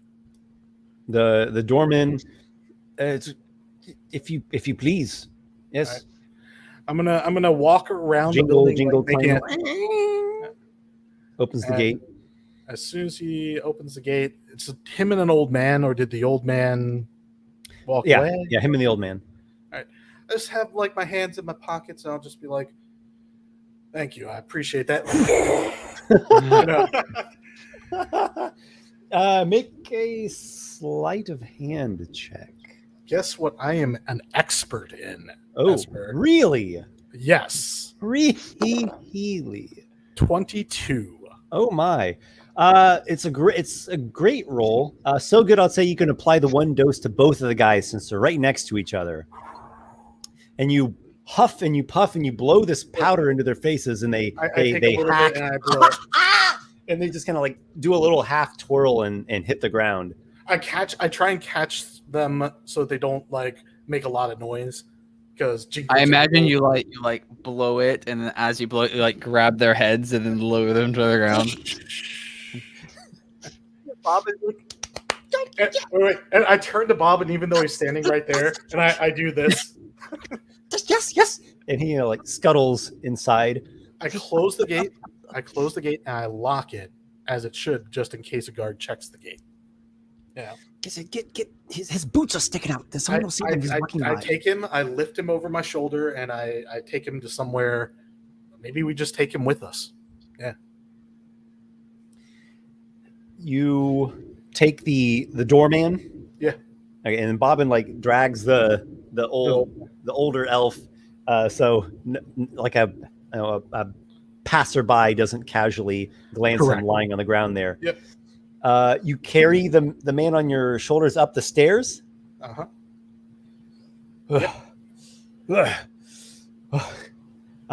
Give me a Constitution check. I'm not terrible at Constitution, so. But that is a 5, unfortunately. I'm glad I'm not the only one who rolled that. A lot of stairs, and you're. Can I set him down? I think I'm going to set him down. All right, you set him down like halfway up the second flight of stairs or something, and you have to take a moment to catch your breath. Can I just leave him on the next landing? You leave him on the landing, and Bobbin says, "Don't mess with that. He's just let him. He'll be asleep for a time. I'm going to leave him here. As long as we're quick, this will be fine." Bobbin, lead the way. So you go up the third flight, then the fourth, then the fifth, then the sixth, then the seventh flight of stairs. Yep. And this landing is quite different. It's very opulent, and the architecture just has like this beautiful, arches and scroll works, and the door is like this like concentric peaked arches with this nice heavy stained oaken reinforced door with like his, gargoyle-ish knocker on it. Yeah. Okay, so, Pick the lock, or if you could, yes. all right. I'm gonna take a look at the lock and see if there's any. First off, any wards or traps, as you should whenever you're checking out a door. I don't want an alarm to go off. Yes. Do you want to? Can I? Bobbin offers to light up a candle. I would appreciate that. Yes, I think light would improve my chances, especially if he just covers it with. It's quite dark and gloomy in here. Yeah. Just cover it with his hand, and keep the light focused. All right, so he lights one of those candles. Yep. It gives you a little glowing radius so you can see better by make an intelligence investigation. Oh, lovely. That's not what I'm skilled in. I got a 9. Seems fine. All right. I'm going to try to pick the lock. Pull out my thieves' tools. Yeah, make a thieves' tools check. All right. That is a +3, 12. Okay. So your attempt is frustrating. Mhm. It's not working. I'm not as good as my Then partner. a thing happens. Oh. And you hear a Really? like One a check. constant ringing of a bell, a clangor, and a shudder runs through your body as though invisible hands are grasping hold of you. Make a wisdom saving throw. Okay. Sure. Is this Toll of the Dead? I know that's meta. No. Oh, okay. 14. You are paralyzed, Walykos. Bobbins. Oh, Dreader! I'm going to do a quick roll to see what Bobbin's reaction is because he's sort of freaking out now. Can I use my Hand of Fate to re-roll my saving throw? Or better yet, could I use it on the lockpick? I mean, honestly, it's a little late, but I just feel like one roll and suddenly everything rode on that roll would be a good time to Hand of Fate. Yeah. Well, At least the saving throw. I'll try it on the saving throw if you'll let me. I am feeling generous. Typically, you have to declare it before you make your roll. Gotcha. But for future reference, remember that. But yeah, go ahead, give it a Hand of Fate reroll I'll in give this it one chance. dangerous situation. One chance. That's a natural 20. I'm not lying. Holy shit. The paralysis does not last for but a moment, and you shudder to think what might have happened had it remained. And Bobbin is already starting to drag you away from the door. What do you do? There's this constant clangor going. So there are wards on the door that even if I had picked the lock, it probably would have gone off. So this was doomed from the start without someone that could disable a magical trap. Okay. Yeah, let's get the fuck out. I just leave. But we're so close. We're so close. Well, what's the plan, Bobbin? Did you have any thing for this? Like, how am I getting through that door? Let me think. Shit. No, let's go. Let's go. I was gonna say I'll pick the lock if we have time, but there's an alarm going off, so let's go. Let's go. Yes. Let's just get out of here and then not die, not be thrown into the dungeon. All right, I go. And you get to the stairs and you start going down, and he hesitates. But wait, what if we could knock out the house guard and just think of the ransom? No, wait, no, that's not worth it. That's that sort of thinking will get us killed. Let me ask you a question, Esper. Is the alarm loud enough that it's echoing outside the tower? Yes. Yeah, we're getting the fuck out of here. Okay. So you're going down the 7 flights of stairs with a constant the whole time. I will also change my shape to look like the house guard who was on the one of the landings. The doorman. Yeah, the doorman. The doorman. Okay. Yeah. A house guard would be an actual I meant the doorman. That's clearly, higher. yeah, that's clearly who prowess. I meant. And I've heard his voice, so I would try to imitate the Ooh, voice yeah. if I need to. Yeah, that's helpful. Yeah. Okay, so Adriel, you've been running. What is your strategy, if you have one? What are you doing in your run? I take it you're not just like blindly running out of town. Yeah, no, I'd probably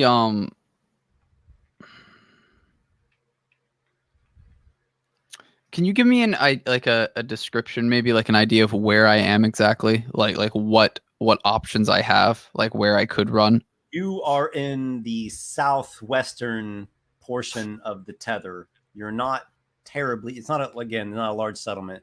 So within like a few rounds of your fast speed, you could probably just get out of the whole place. The guards, the watchmen are, ever more a little bit farther behind you. So you don't feel a great risk of them running so fast that they'll just catch you. Okay, but yeah, I'll just do that. It is a walled settlement, so at some point, if you want to get out, you're like, you're climbing over the wall, or no, I'll just do that. I'll get away, busting through the gate, the front gate. Yeah, no, I'll just do that thing. I'll just get out, not get out, but like get away from them and get into another hiding spot. You've gotten a lot of distance between yourself and them, and there's blocking terrain. Make a stealth check. You know how much I like those, but I've been not doing so great on them. 18. There we go. That's what I need. 17. So close, yet so far away. Get out of here, So, DM. You've got yourself into a nice shadowy nook, and eventually you see them like run past you, like kind of continuing in the direction you had been going, and you've lost them for all intents and purposes for the time being. And then, some minute or so later or whatever, you hear this bell ring thing from the other side of the town. It's just, from where you're at, it's just like a distant echo. But gosh, that sounds like an alarm bell. And eventually, you see the soldiers come back, and they're like, "This is the worst night of my fucking life. Let's go." I don't know how many. There's an entire gang hitting this town. We need reinforcements. And they start heading back in the direction of the clangor. Walykos and Bobbin, you have expediently exited the tower. Did you keep the keyring of the doorman's? I did. Okay. And you are disguised as the doorman. You have the gate shut and locked, is what it sounds like. Yeah. If only Jiff wouldn't have fallen. If only we needed Jiff. I mean, you're good, but Jiff is... Yeah, no, he was one of a kind. Yep. Well, can't do it. I lead him to the alley and let's get the fuck out. Yes, I'm for that. Yeah. I'll give him a leg up since he's shorter than me to the wall, and then I'll climb over as well. And okay. Walykos, make a stealth check, and I'm going to roll one for Bobbin. Yeah. 12. Not great. 12? Okay. And his also is a 12. Curious of that. Just a quick question. Sorry, Esper. Since you said that I heard the guards and they're going back to the clanging noise, do I happen to see Walykos and Bobbin like walking?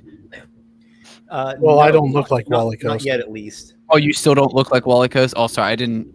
Okay, I just wanted There's to make no sure. way I'm gonna reveal my true form and get a wanted poster. Well, no, I didn't know exactly. Well, no, I just didn't know exactly what happened with the check there. If that had like transfer, I was just confirming. But what are you doing now, Adriel? Are you trying to exit? Are you trying to flee? Are you trying to get out of here? So let's see. There's bells ringing. The guards are going back to the bells, and I'm hidden. I don't know where Walykos is.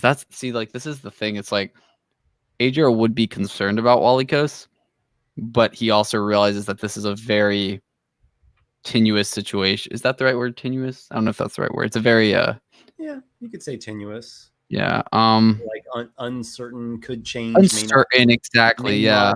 May not come to pass as Volatile. expected. Yeah, volatile. Yeah, I think Volatile, for yeah. now, Adriel is going to get himself away from this situation, from this area, and once he's away, he'll try and think of something. So he'll make his way back to the to where the rope was for now, and yeah, I think that's the best bet. Okay. Are you going over the wall?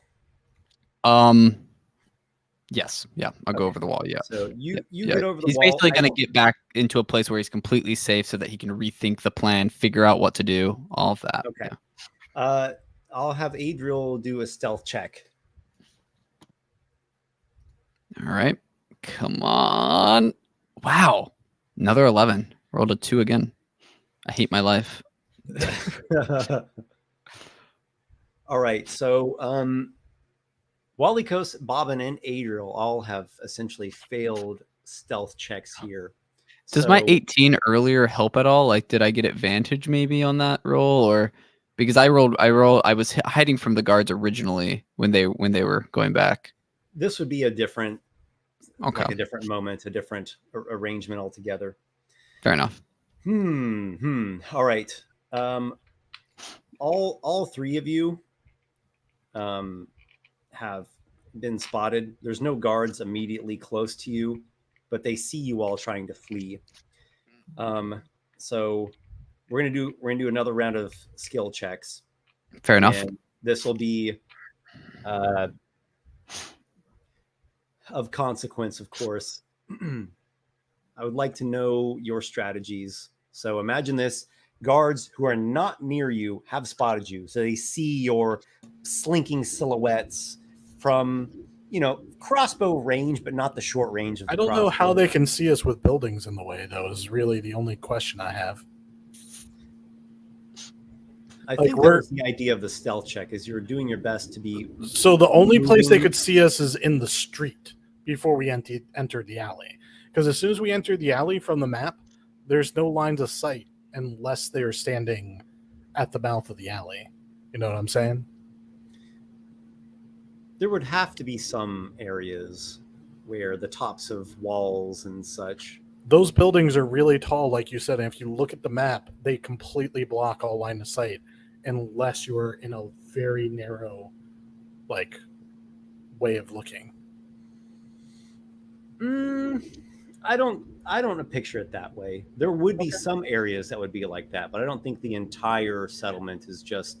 Well, no, but I nonstop. mean, we're going from the door to I the think alley. I think the failed stealth check represents that at some point, Yep. the cardsman caught a glimpse of you. Even if it I'm wasn't up fine if close. they see us in the street. The street makes the most sense to me. Because once we hit the alley, I don't see how they could see us there. When you're saying alley, Yes. what are you referring to exactly? If you move your mouse down. Okay, not that far down. Nope. Further up. Nope. Are you talking about alley. this here? This alley. That's where I was going. Uh-huh. Because that's the building right above it that we were in. My thought was we exit the door, immediately turn into the alley and go to the wall and climb the wall and go back the way we came. Yeah. So I mean, see, there's Yeah, there's gotta no, be that's some view. so my point Even was if that even if it's not here, if we think of it more abstracted, like you're not just going to stay there. You're going to continue along and. correct. Now, if they were peeking over the wall, then maybe yes. I just thought they saw us. It's more of an abstracted thing where the failed stealth represents at some point they caught a glimpse of you, Sure. even though they're And not. then we close to immediately, you. yep. And Your- then we, General location was revealed. I move out of sight, use a bonus action to hide, and keep moving. I say we just make them. Are you lose sight wanting of to us. move along the top of the wall? Along? the No, I was going to rocks, use on the other- rocks. You're I going was to use going the to rocks. Yep. Because Okay. that uses the wall as cover, then total cover. Mhm. All right. Are you moving down the rocks slowly and carefully, or are you like running and Nah, hopping down them? I'm good with hopping. I don't have any problems with that. Okay. Hopping with bobbin. Make Bobbin an can- acrobatics check. Sure. Bobbing and hopping and all that good stuff. A dirty 20. Popping and locking and walking, trotting. You know what would be hilarious if Bobbin falls? Walykos has a success. Bobbin. Oh, Do you roll a Bobbin. 3? I haven't rolled yet. You're roll a halfway. He's got a decent acrobat. He's got a +5, so I'm gonna roll it. Here we go. Oh my god. What'd you roll? Well, Is it a 3? It was not a natural 3. Okay. It was a natural 2. Oh boy, just going mean, down. If he had rolled a 1, he could have at least re-rolled as a lucky halfling. God. If he had rolled Esper. worse, it would have been better. Yeah, that's hilarious. Well, I guess he falls. Hey, yo, Walykos, when we get back, we're also gonna kill Peter. Like, we just I have kind to. of at this point, like, I do. Like, we just need to get back, and knockout Peter's just like, power. oh my goodness, like, I can't believe you two lived. It's like, you're right, did, but none Now, of you here's did. the thing. Here's the thing. Walykos convinced him to still try to do the fry peel. He was wanting to just get out of here. honestly, it seemed doable up until the point he told me there were magical wards and shit. And I was just like, how were you going to get past the magical wards? Well, he was He was said, certain that you, powder. great magician, would have a way. Yeah, well, he was stupid. Adriel, what is your strategy? So it's kind of a similar thing. At some point, they caught a glimpse of you. They're within kind of like a long range of a crossbow shot. Okay. I will. So I still haven't seen Bobbin or Walykos, right? Did I hear Bobbin? I don't. Yeah, like, I was about to say, did Bobbin scream as he fell? Yeah. It gave a great sorrowful wail. Okay, so if I bet heard the guards are that, like, wait, that's another one. yeah. So off the top of my head, I'm thinking like Adriel's probably thinking like, oh, Bobbin is there. He was captured. Something's amiss here. Like there's a reason how he got out. I'm not sure if Bobbin did it himself or if Walykos did it, but either way, he needs to get out. So, Adriel, so I want to ask you, Esper. So I have my Misty Step, my magical passage. Okay. If I were to do that, would that just like get me completely out of their line of sight? I'm trying to do it in a way where I don't have to make a check if possible. What would you like strategy would you be applying the Misty Step to? Yeah, so I'm thinking of Describe like how it would benefit you.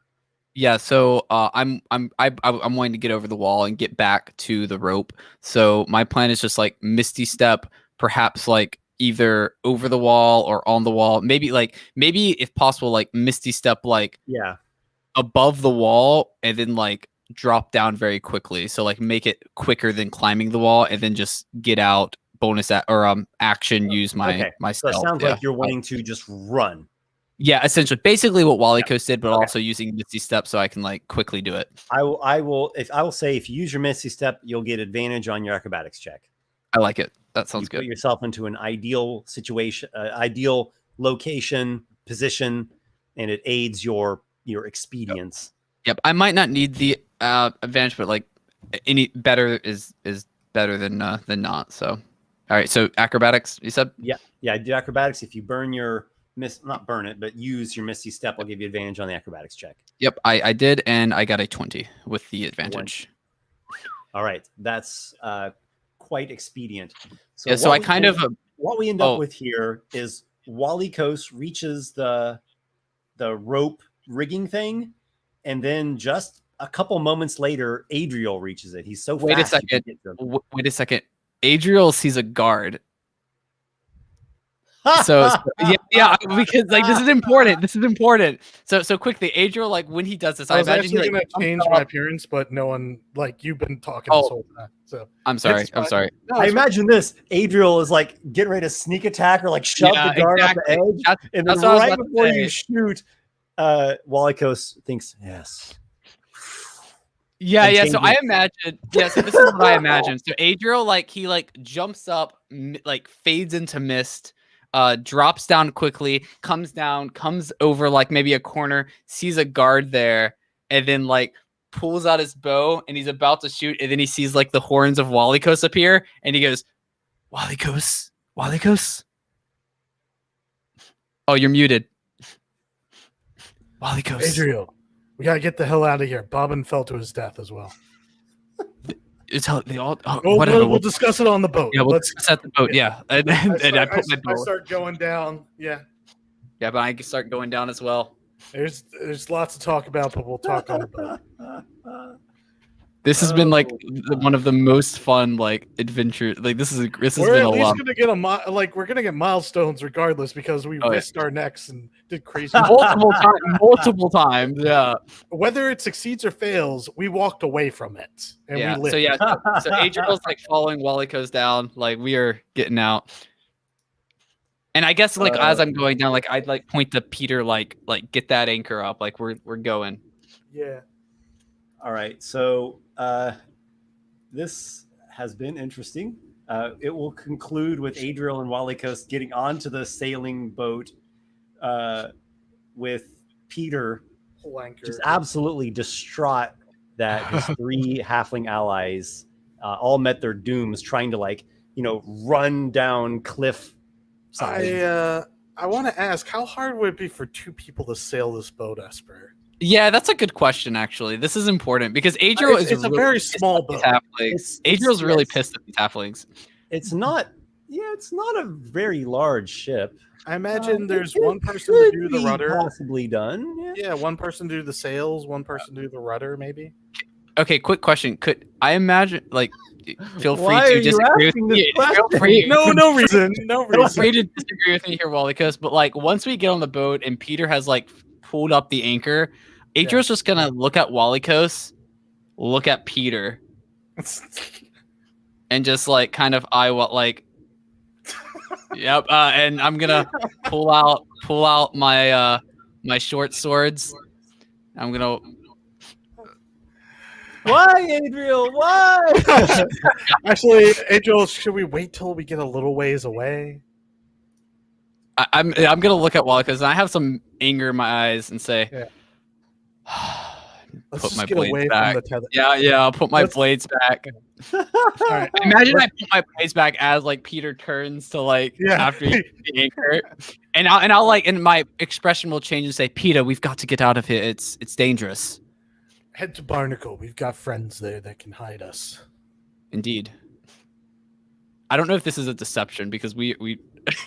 I do have friends there who can hide us.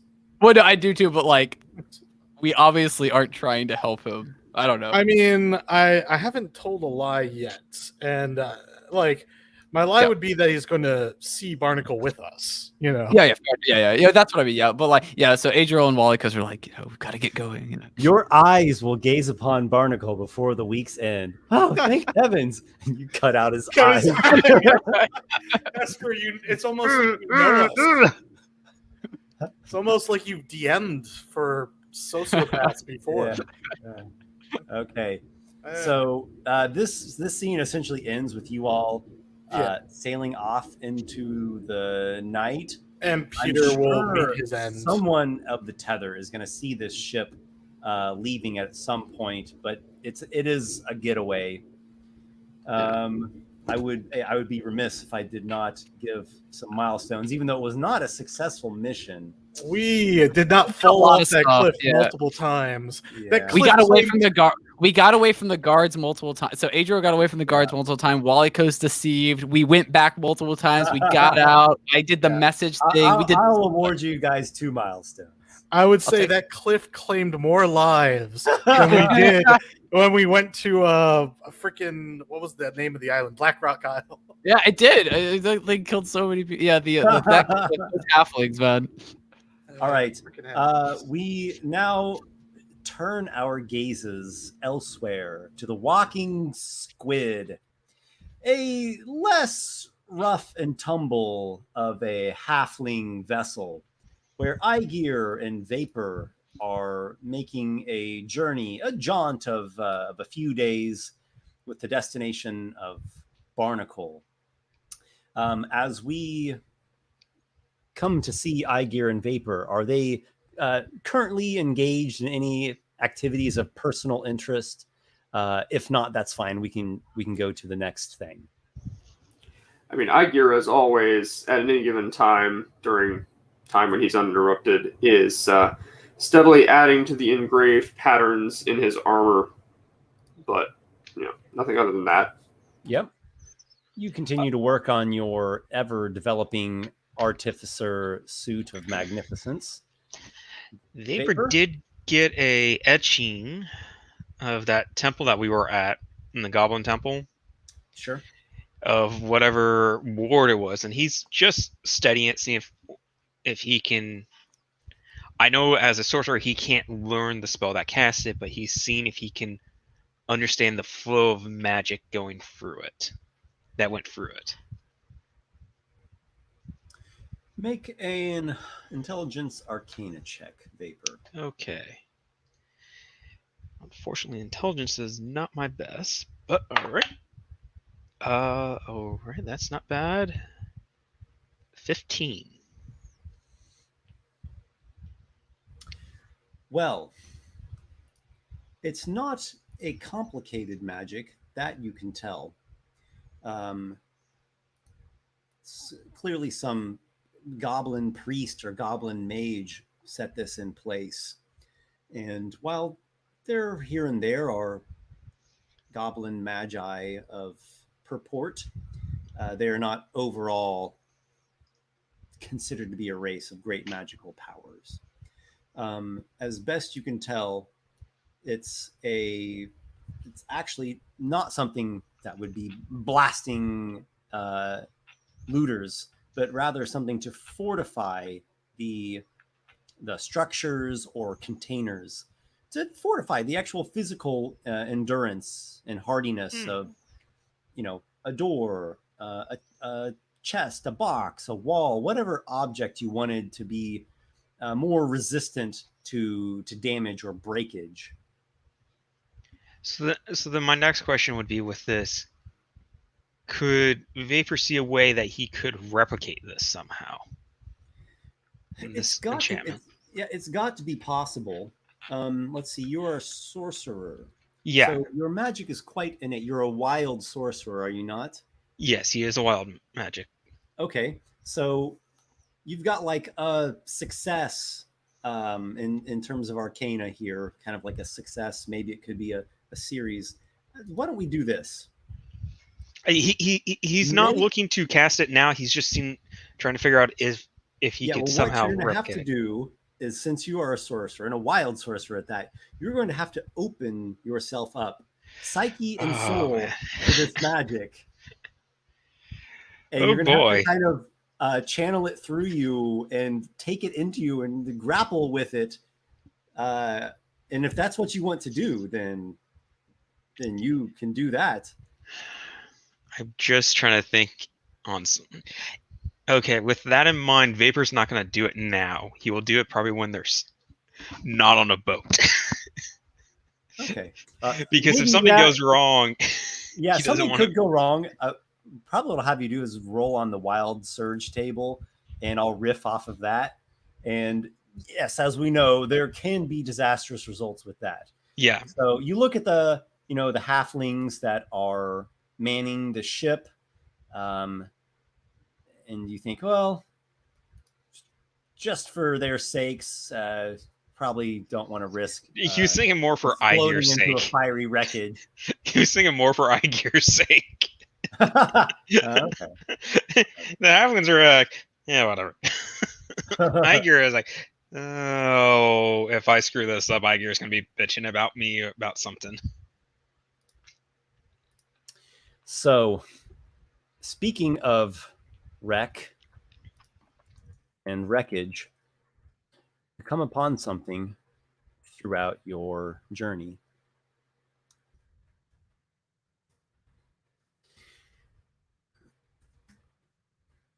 You are still a good day, maybe day and a half from Barnacle, the coastal waters here,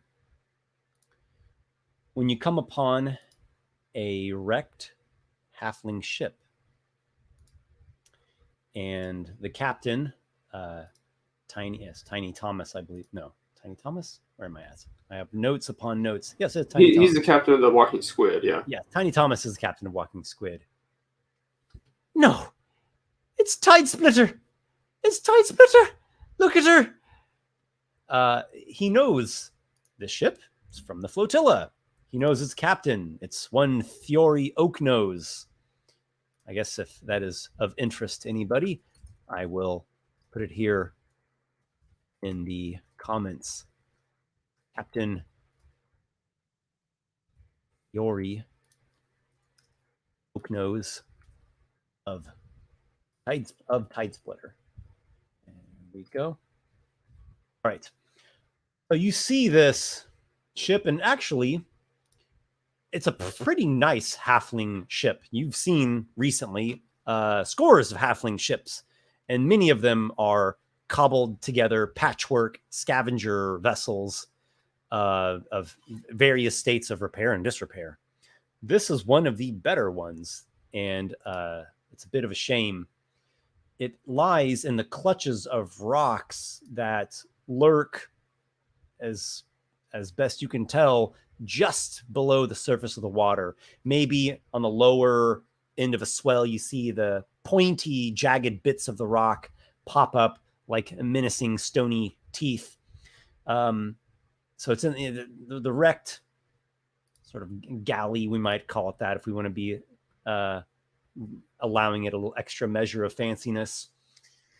It's there. It's tilted partially to one side. The bow juts upward, and other parts of it are submerged. And the sails toss and snap in the wind, and the waves are just slapping against the hull and, exposed parts of the brine encrusted planks where the tilt is higher up. Oh, Captain, you Weigh anchor! know Weigh anchor! It's Tide Splitter! you know this ship, this Tide Splitter? I do. The captain's a good man. I've sailed with him before in days of yore. We sailed all the way. We made all the way to Plethorus on a number of different runs. Impressive. I don't see anyone aboard. Are you seeing anything? He yells up to the man who's climbed the mast. I see not a soul. Yes, I was going to say you keep using that word "is," but I see no crew. If they survived, they would have long ago abandoned the ship, would they have not? I'm wondering if you would be so good as to check on that. You're not coming yourself? I suppose I could. I've heard tales, though, of terrible strings of bad fortune that happens to halflings that go about with other kin.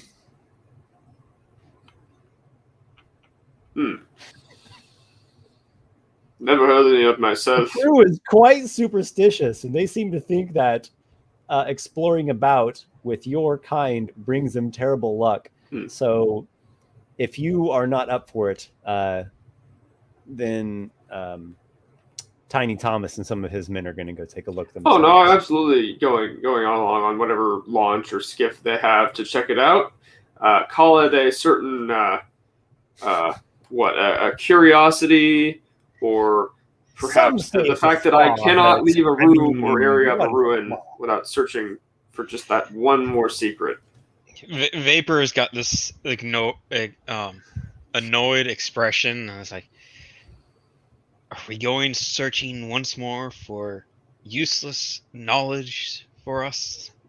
Well, I am. You're welcome to join me, and I don't know what you mean by useless, Mr. Ooh, I'm strong now, thanks to a potion I quaffed a while ago. Mr. Oh, I'm so grateful for my friend who saved my life that one time. I didn't say I wasn't joining you. I'm just wanting to know if we're going over there or get to do something. Yes, we are. Good. Let's go. That's what I said. So Vapor will be joining. There could be elixirs on board. Yes.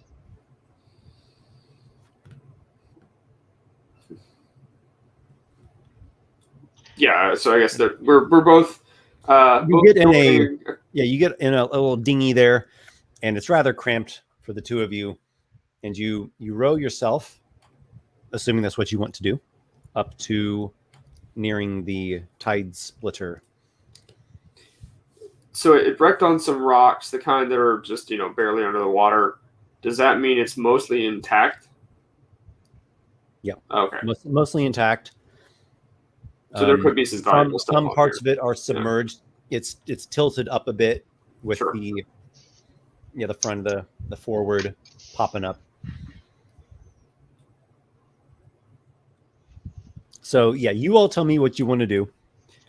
Okay. Well, And I will tell you what you see.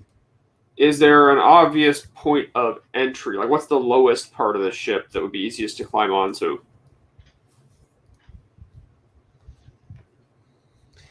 Sure. So somewhere near the midsection of the ship is going to be closest to the water line, and the gunwale is not incredibly high up. I mean, if you were so inclined, you could probably just climb up to it with a little bit of climbing skill, though maybe you have other methods of approach. Most ships like that would have some sort of ladder on the side, I believe, built into the hull. Well, it sounds like we could climb on. Yeah, even but I'm without just that. saying there might be something like that if Esper is so willing. Otherwise, well, Vapor, you make this comment and angle your row maybe to the other side and take a look. Does Vapor there's actually a say rope that? ladder on the other side. Did Vapor actually say that? Is that in character there? no, that was supposed to be Okay. out of character, but Okay. okay. Because I was about to fire back a retort if you had actually said that. If Vapor had said that. But according to Esper, he did say that. It was Vapor said that. You would climb a ladder? You, of all people, would climb aboard this ship? I'm thinking of you. Well, Next time, I won't think of you and just use my own abilities to get aboard.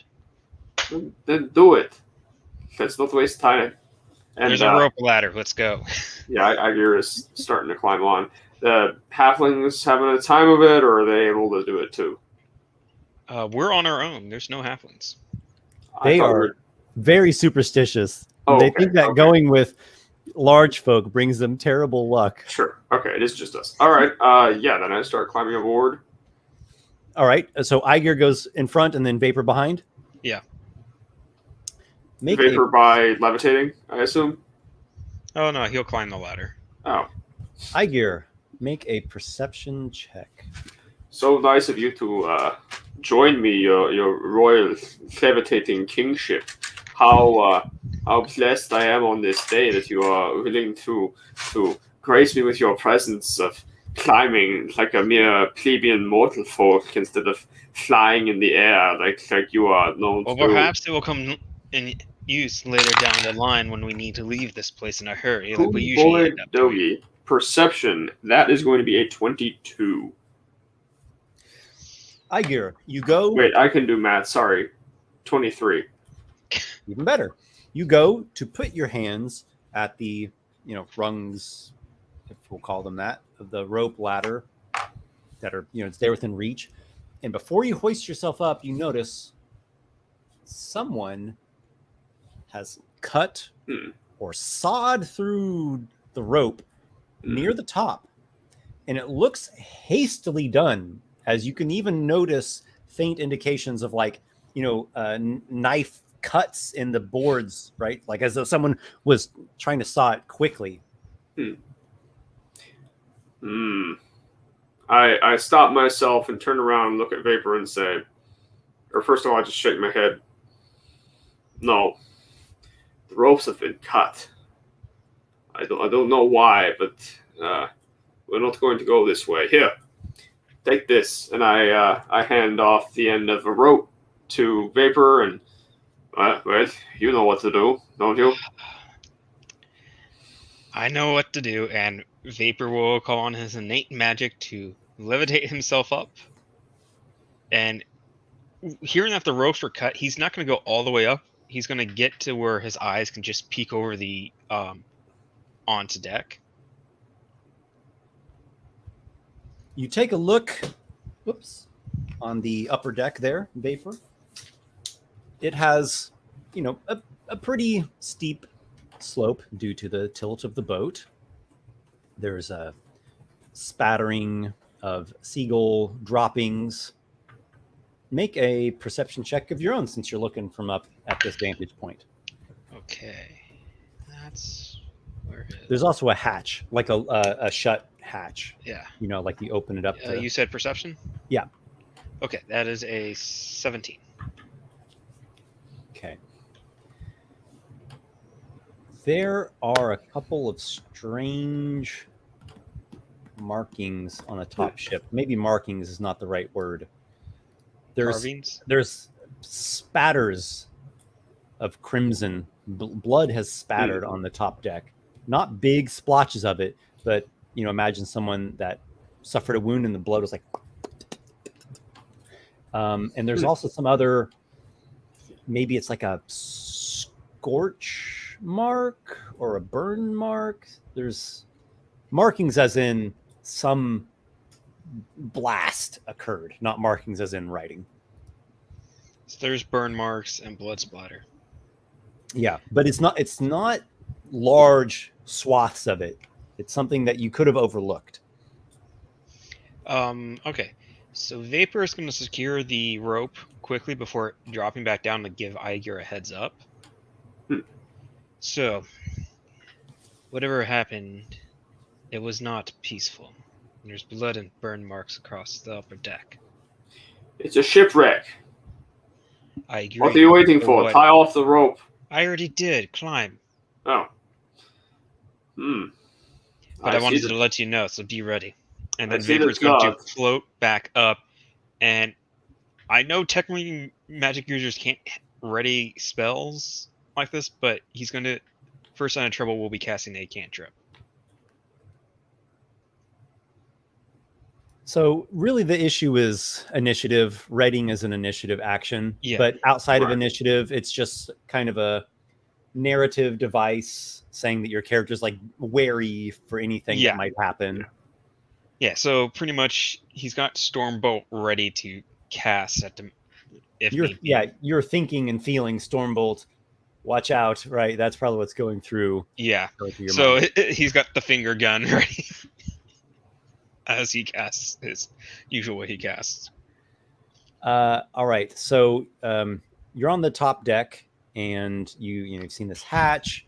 It's highly tilted. Aygir, what is your strategy for traversing the slope? All right. Well, so you balance it, just walking towards the hatch, or do you go milling about? A couple of things. So you said this is a galley. So is it like, in generous terms, you might call it a galley. It's not quite that large or quite that nice, but in terms of the definition, ships, it's one of the nicer ones you've seen. In the definition of sails and oars, or in the sense of a classical galley where it's got like some fairly narrow decks that are long and placed over the places where the oars are, or is it more like what you'd imagine like a golden age of piracy ship to be with like a raised quarter deck and stuff? Yeah, it doesn't look like there's oar ports, if that's what those are called. It seems to be sail operated. And is the deck itself, is it one single deck that's entirely flushed? Is there a raised forecastle, quarter deck, other stuff? Let's see. There is a captain's cabin, but let me see if it has a raise up. My notes don't indicate it, so there's not a raise up part, no. Okay. And there's just the one hatch that leads below. Mm-hmm. Okay. And how angled is it? What do we call that? Is that like 45? Okay, maybe so not, pretty steeply. 35 or 40? All right, so pretty steep. It's above us. Spattered with seagull droppings, which I don't think that ever helps. Sure. It's above us, right? It's above you? The hatch? Oh, I gotcha. It's gonna be. It's not far away, actually. So it is about 20 feet up or above due to the angle. Vapor is going to pull out more rope and is going to go up to the other gun rail. And tie a rope there to drag down to hang over the hatch. Thank you for doing that. Slipping on guano would be an embarrassing way to fall. Well, you don't have to worry. It'd only be me spotting you slip and fall. Yeah, so it would be your fault. Good to know. And I start exactly start using that to hold on to as I just walk, up the incline to the hatch. You open the hatch. There's a wooden step ladder going down into a dim and musty lower deck. The lower deck seems to be largely crew quarters. The sloping floor here is mitigated because there's plentiful handholds. The aft section is flooded with standing water and also has a nicer looking door, which you were assuming that's the one to the captain's cabin that I had noted just a bit ago. The captain's, or the crew rooms are not, they don't have doors. They're just openings to little crew quarters. The layout is not incredibly different than I almost said Leroy Fruck, Maxwell Fruck's ship, Soonest.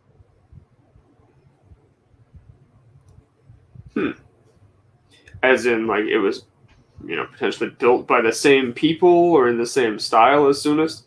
Yeah. All right, so it's familiar enough that we would know our way around. Familiarity to it, indeed. All right.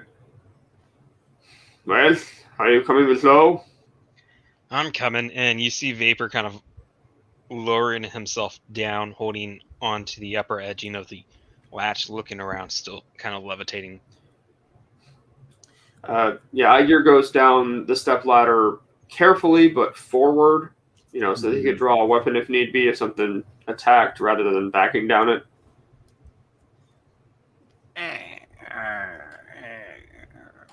You enter the musty and shadowy lower deck, and it does not smell very good down here.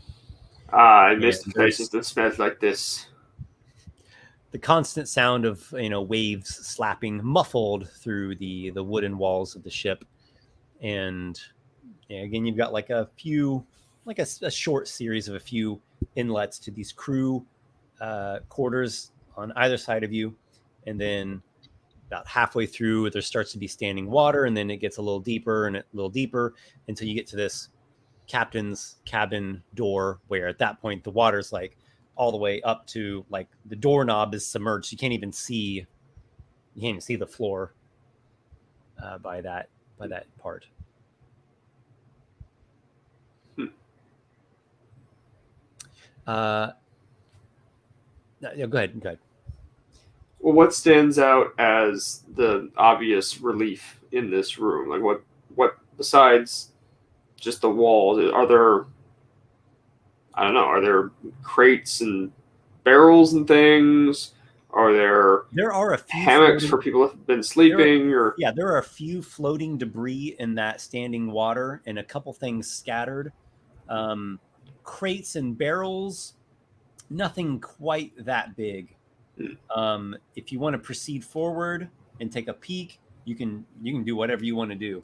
Well, yeah, I mean, this is going to start looking in the small rooms that are off to the side. Okay. This is a cargo hold, right? There was something on this ship, presumably, that either I guess something that they bought in Barnacle after selling off their cargo so that they could sell this back in the flotilla. Yeah. Though I'll start. though the area that you're at seems mainly crew. Okay. You're not seeing anything yet that looks like cargo.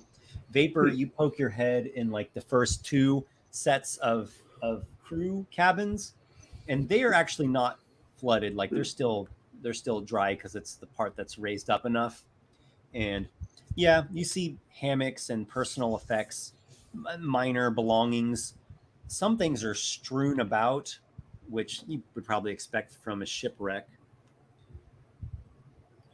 Well, if he does those first two, I'll do the next two then. Yeah. Okay. I guess we'll like kind of leapfrog down. Yeah. Aygir, you go to the next two, and these are starting to get into the flooded area. It's not deep yet, so you're just looking at a few inches on the shallow side to maybe a foot and a half on the deeper side. Aygir, make a wisdom survival check. Interesting.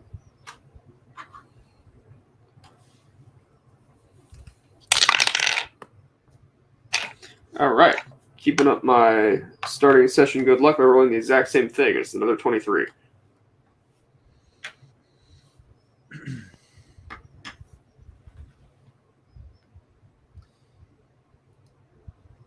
You look in one of these flooded crew quarters. The first thing that catches your eye is that there are bones. There are skeletal remains of halflings. Now that is plain for anyone to see who looks in, not needing to any kind of scrutinizing. The survival check determines that something has taken up nest here. You believe a nest of sea vipers are lurking in these flooded crew quarters. So, yeah, poisonous things, quite poisonous. I You will think just these avoid are the rooms. You think that you won't be disturbing the vipers. okay. I think they're in this room or in one of the rooms. You think both of the flooded. Yeah, it's like two. I I see. mean, kind of to the snakes, it would be all accessible through the water, but to you, I it's like see. two rooms. And now, before we came over here, did Captain? You said Tiny Tom, isn't it? His name Tiny Thomas? Yeah. Tiny Thomas. Yeah. Did he Captain give? Dory was the captain of this ship here, Right. Tide Splitter. Did he give any indication how long ago the ship was last seen? Mm-hmm. It left the flotilla about 2 weeks ago. Okay, so picked clean skeletons. That's weird. Unless I know that these sea vipers are the kind of things that would do that. Like that they would actually strip all the flesh off of a corpse. No. Okay. Sea vipers would not be eating people. They would be eating like little fish. Sure, right. As they're just regular sea snakes. The That's what bones sea are snakes eat. stripped clean. Yeah, and it's a good observation you've made there. And now, am I able to get a good enough look to know whether they appear to have been cleaned by like obvious tool marks? Like I know that there are various finds all over the world historically in our world out in meat space of people finding ancient bones that have like marks from having been scraped by flint scrapers that show evidence of some sort of ritual cannibalism or something or just hunting. They seem to have been scraped by tools. A medicine check. All right, but if you do it from where you're standing, I'm going to give you disadvantage. Sure. If you go in there and get like immediately close to the bones, you won't have disadvantage. Not while I suspect that the vipers are in there, so yeah. I will just have to maybe not do so great on this. Well, that's actually not terrible. It's a shame I couldn't use the 18, but that's a 13. 13. Well, you don't think that they've been scraped off by a meat scraper. Mm-hmm. Not the sense you get, but you don't know. It is uncertain and mysterious. out here in the ocean, one would be more inclined to think it's some creature that did it. So that, vapor. Let's not go in there. There are sea snakes in the water nesting, I think. What's worse, though, is those bones. That's one of the crew. They've Is there any only way? been... Because I still technically have vapor levitating because it can last for a good while. Is Yeah. there any way vapor could levitate over the water to get at the bones? You certainly could. You pull All right, yourself along the walls, and you levitate into the room, and you get over these bones, and you, from where you're at now, you can probably even see a few lurking indication of these sea vipers, banded sea snake things, and they'll come in and out of little nooks and crannies, and one maybe even like slithers out the jaw of a skull. But you're over the water, so they don't notice you, or they can't reach you, or they don't care, or whatever. You're safe in your royal floatiness. And Didn't Captain Thomas say that they were only going for, 2 weeks? Not even a month. This is not natural. No, something took And the from flesh my from the knowledge bones. of reptiles of this size, they wouldn't be able to eat all this meat in such a fashion. nah, No, don't have- sea reptiles, snakes. and yeah, don't they're not the reptiles kind swallow of thing their that would food like whole? pull out chunks of flesh. Yeah, they just swallow a little fish. Yes, they don't eat anything that big. No, they didn't do it. I don't know what did. Do you? With being this close, can Vapor do his own inspection of the bones? Sure, make a medicine check. I believe it's wisdom medicine. It is. Okay, unfortunately, that is going to be not great. That's a 7. So you don't really know any more than Aygir does, but just details you can see that are obvious from being this close. The fleshy bits, skin, meat, organs, muscle, all that is not on the bones. Some of the hair is clumps of it. They're pretty clean. They're in jumbled states, not broken. You don't notice breakage or cracks in the bones, but they're jumbled about. They're not,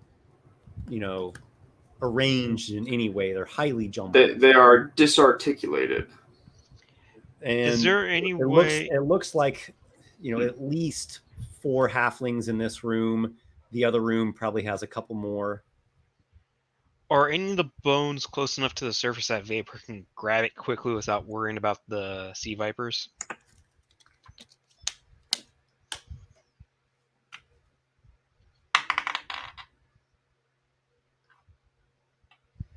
Well, you think so, but if you want to be on the safe side, make a sleight of hand check. Okay, let's see how well Vapor can do on this. That's not great. I got a lucky 7. Okay, so you swipe up what you were thinking was just going to be this one halfling skeleton, but as you pull it up, one of its bones is like hooked onto another one, and that one comes up along with it, and a snake kind of like slithers out between some ribs, and it makes an agitated bite at you. Hold on, I just realized I'd flipped to a different page. I think it's going to be a 14 to hit. I'm going to cast Shield. Yeah, okay. Give me one sec. Okay. It is indeed a 14 to hit. Yeah, Vapor's going to cast Shield. Use shield. Okay. So you block off the testy snake, and it just splishes back down into the water and swims away. Vapor is going to pocket the bone and then pretty much just climb back along the wall. So you want to just pull off a single bone? Yeah. Do you have a preference for which bone? One of the bigger the bones that whatever he pulled out of, because it sounded like he pulled out a couple, so he wants like to a humerus. I was going to say, it'd be pretty funny if you took the upper arm. Yeah, I'll take the humorous. Oh, that's good. All right. So yeah, you get that detached. Looks like the connective tissues and cartilage and stuff is mostly gone, and you have a halfling bone. Yeah, so he's gonna climb back over and gets back over to Aygir and holds up the bone to see if he can make any more of it now being close up. Yeah, is there any noticeable difference? I would allow Aygir a re-roll without disadvantage. That seems good enough to me. Still not great at medicine, but well, that's 19. You know a variety of things, Aygir. A man of learning and various interests. You've studied, you could say, perhaps a veritable plethora of pursuits. I mean, archaeology does often include, things that are one man's definition of tomb robbing. You suspect something ate these halflings. Something swallowed them whole and then coughed out the bones. Which explains the hair. Okay, so these whole things maybe even had like almost an owl pellet kind of look to them. Not owl No. pellet. Okay. I wouldn't go that far. Not like it You're in the ballpark. not like it swallowed them whole and digested them completely, and then every undigestible thing got pressed together and coughed back out. It somehow spat just the bones. You're definitely in the ballpark. I just wouldn't Okay. go quite so far as saying owl Okay. pellet. Hmm. If you continue along down we'll call it the corridor, you get to the deeper water. There's a door. There's even, now that you've gone a little distance, you can see there's a little nook or offshoot part near the door. And how many more rooms are the crew quarters that we haven't looked in? I'd say you've looked at all the crew quarters Okay. for now. But Yeah, there is the captain's cabin still. there is indeed. Well, suppose there's only one place left to go, huh, Vapor? Yes, that seems that, or we continue down further into the ship. Let's check this first. Maybe we can find his journal in somewhat good condition to shed some light on this mystery. Assuming he kept his log. Some just keep a ledger. Might just be Well, full even of... that would give us some information, would it not? True. So Vapor's going to So pretty much move towards the door frame and start reaching down for the door handle. the captain's cabin is, up the incline, away from the flooded parts. No, it's in towards the Down. flood. Okay. Yeah.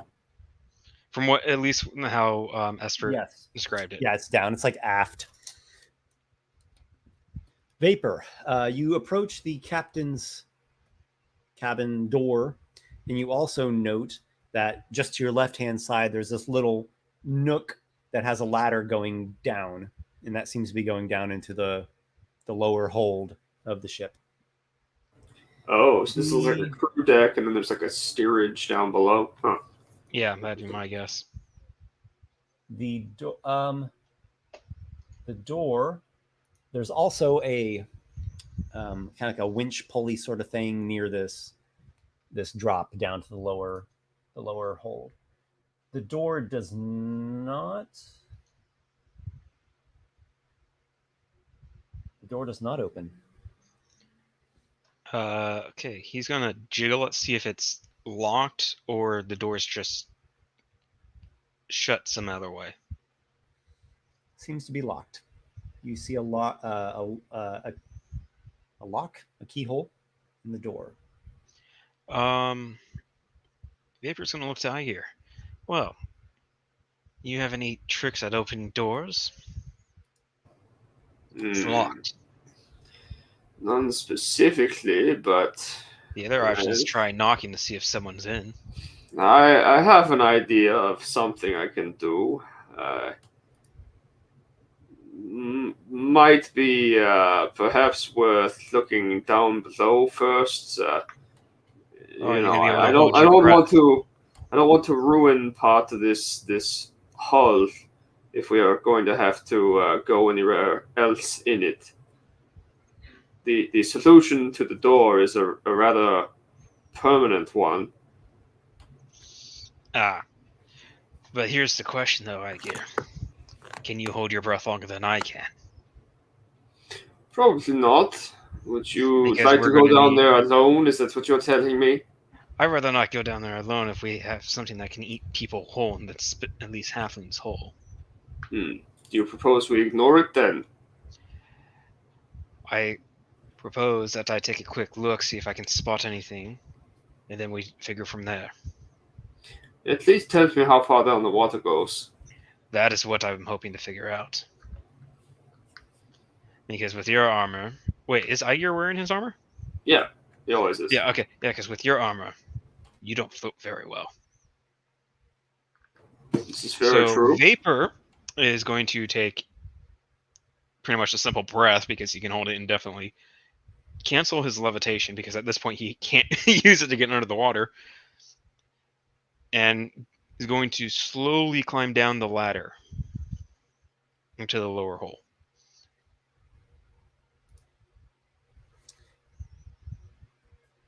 Okay, down here is a cargo hold, dark and badly flooded.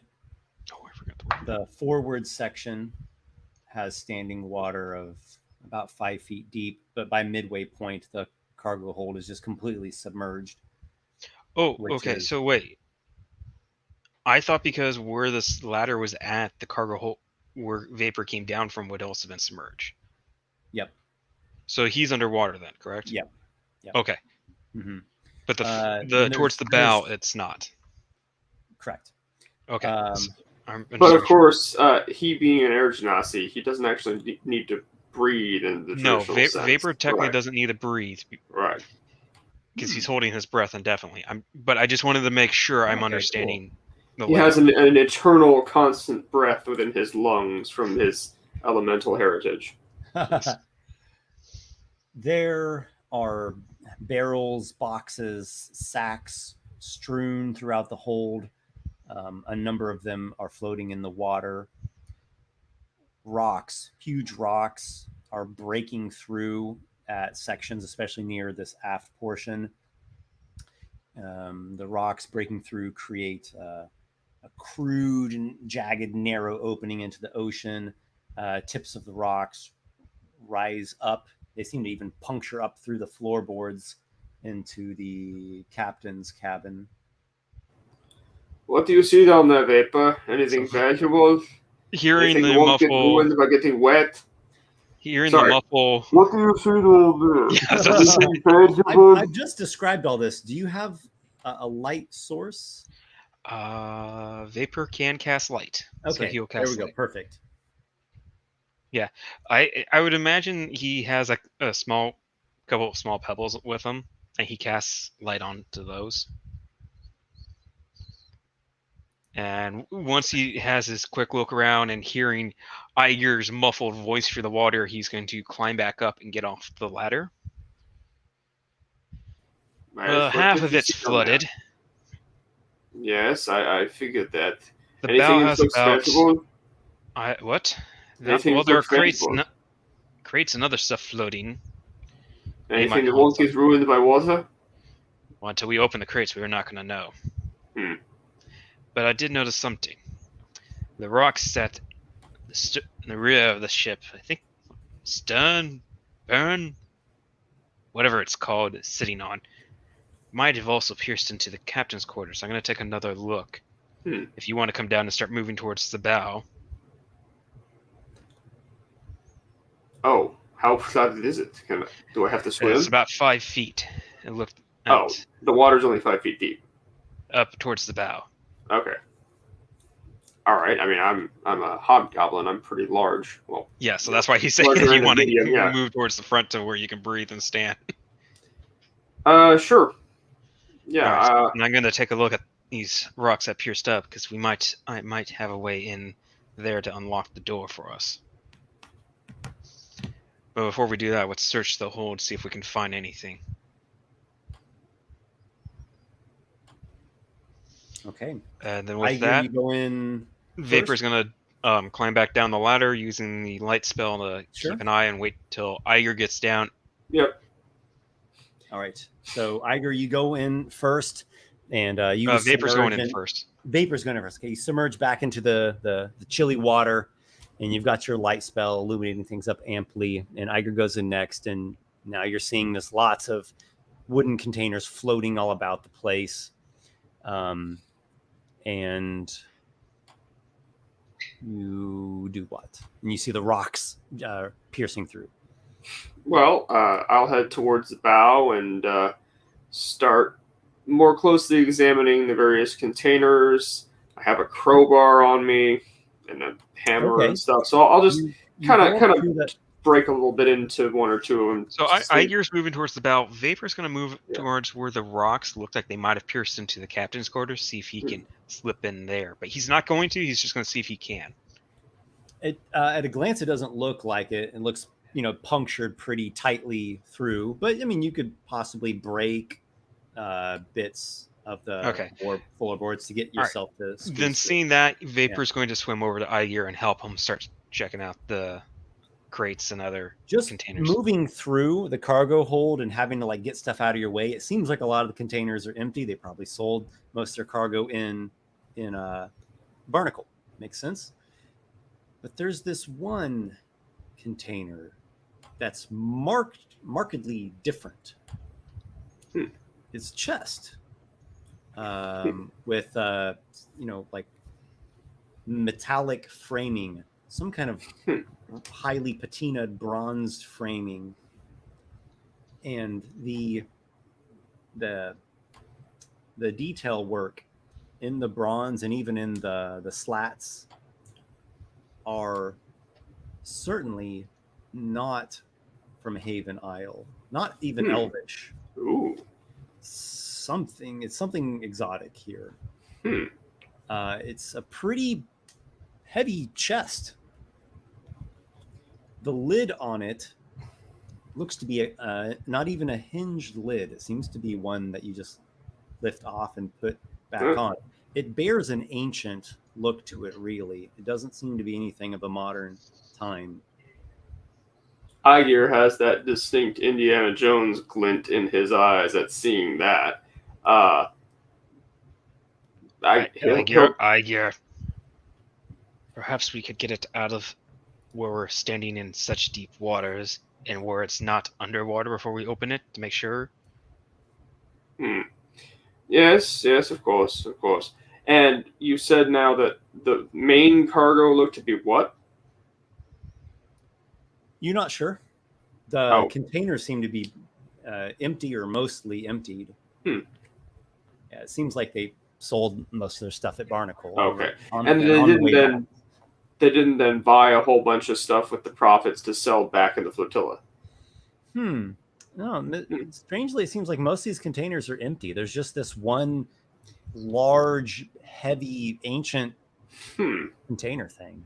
This is what they thought was valuable enough to... Oh, all right.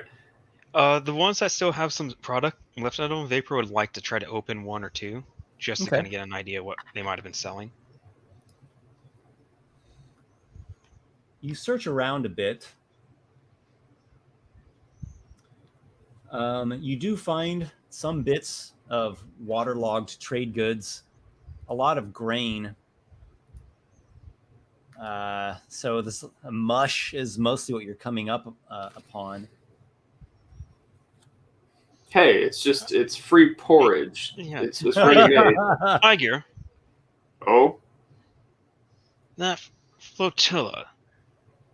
Did you see anything that looked like farm plots to grow grain? No, it's a city built on ships. Vapor's gonna hold up like a handful of it and dump it back not in. seeds, but the harvested grain. Yeah. No, I understand. Well, I have heard of this thing, though, that people sometimes do with grain, where they take the kernels themselves and they grind them between two stones, and then they take that powder and mix it with things like water or eggs of certain creatures, and and then they put it Yes, over a Aygir, fire. I know and it that turns what into you a speak of. food stuff. I understand, but it seems weird that they are also selling something that their flotilla would be using, have more use for. What, that they are going to sell the grain back home? Seems like that would be a very in-demand item. They probably don't grow any of it themselves. Exactly. So why did they sell it elsewhere? What makes you think These they sold crates it are nearly elsewhere? empty. Well, are those not what they bought in Barnacle? Vapor's going to move the crate so Aygir can see. However, it's not a full crate. Well, I imagine they were probably eating something, the crew, You don't typically tend to starve your crewmen if you want to save No, ship I anywhere. agree. So unless this was their food, what were they selling in Barnacle? Yeah, so it does seem that they don't have a lot of cargo, but what little they have is some grain. It's Aygir's point does seem pretty valid. Maybe they sold their cargo and all they needed was grain. But I think Vapor also has a point in there somewhere too. Something does seem a little amiss. Well, the story as I see it is either they were keen to take an empty ship back home and pocket all the profits for some reason, or they think that whatever's in here is worth their time. When you give a nice, A very, very, very soft. when you give a nice, gentle tap on this ancient vessel, there is an audible sound in the air. What languages do you two speak? Elvish, Primordial, and Goblin. Got Goblin in common and also Sylvan. It is none of those. Wait. Nope, I don't have a way to. Never mind. I thought. It was brief. It was quiet. It was smoky. Well, okay. Here's a question actually. Does my historical knowledge give me anything to do with the purpose or builders of the chest? Make a history check. All right, that I can do. I am proficient in that. I was going to say, watch this be my first low roll, but no, that is a 23.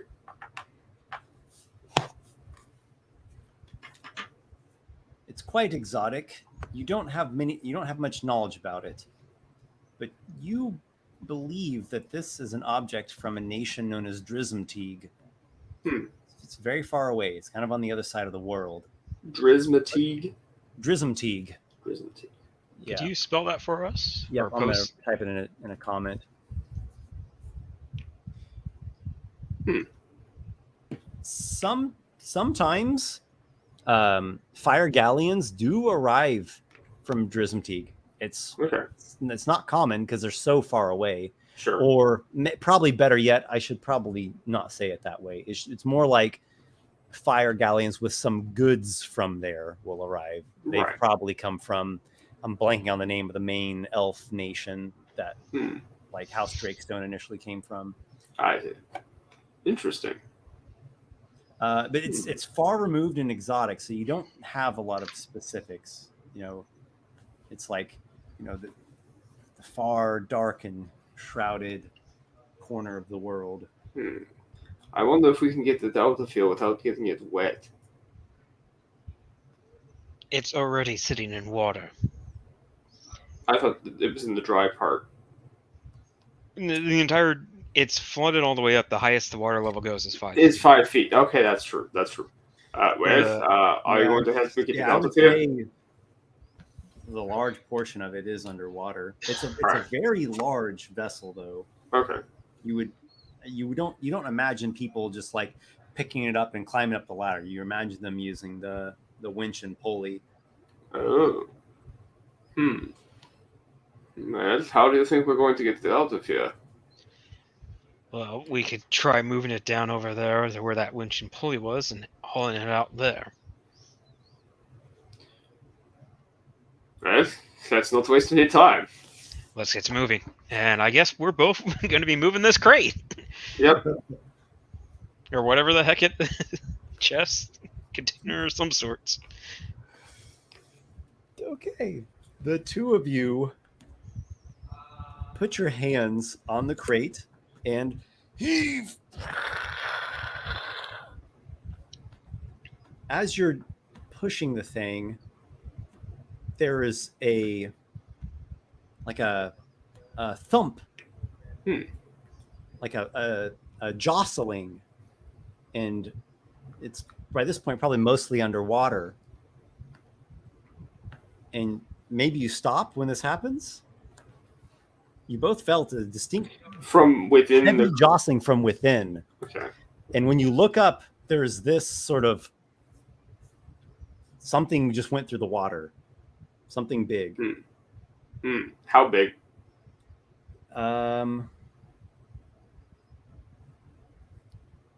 Like a giant snake, that sort of serpentine look, like a large or maybe even bigger creature, but long. Something just slithered. What is the quickest we can get out of the water? All right, so Aygir, you start like swimming through the water. No, I'm saying what is the quickest way we could get out of the water? And that will inform what I decide to do. Straight ahead towards the ladder, towards the direction where the thing just slithered. But you didn't see a thing exactly. You just saw like the movement in the water. I see. Like the disturbing of the liquid. Did you see that vapor? I saw the movement, but I don't know what it was. Well, let's be quick about this then. Let's not spend any more time down here than we have to. Agreed. Let's also keep an eye out for whatever this thing was. I would like both of you to make perception checks. All right. Fortunately, Vapor can't see jittily squat with a natural one. I have a 17. My 17? good luck has not run out on me yet. Alas, even a 17 is insufficient. As you all have this exchange, this brief exchange between the two of you, and trying to figure real quick, what are we going to do? That voice kind of seems to gurgle through the water, in that strange wavy waterway, but still it's like a smoky, raspy, hissy sound. And it's fast. It's just a few quick syllables. And then the two of you see the water begin to churn in a righteous and otherworldly whirlpool. The both of you need to make saving throws, which are actually intelligence. Ooh. Huh. All right. Watch my luck run out now, but it's a good thing I'm good at those. I went from a natural 1 to a natural 20. Woo! Excellent. I've very nearly landed on a 1 myself there, but I got a 15 plus 7. I have a 22. So the two of you see this portal of doom erupt, in front of you, and you kind of at its edges. But you don't actually believe it. And you kind of see right through it.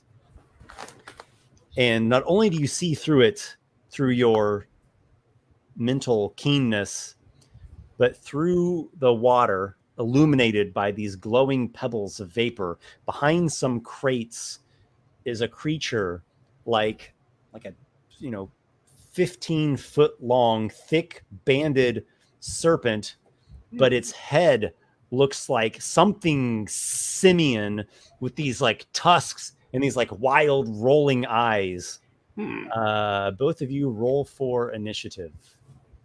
Oh boy. 16 for vapor. I have a 15.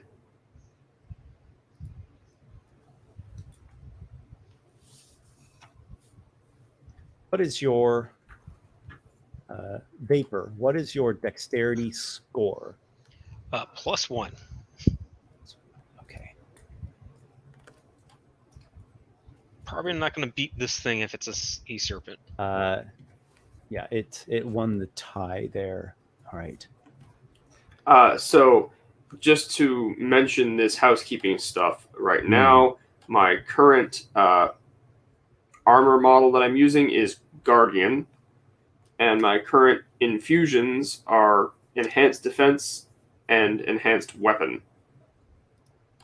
Enhanced defense and enhanced weapon. Okay, like +1 magic. Yeah, basically. Cool. The creature hisses another, and like bubbles come out of its mouth as it does so. And these kelp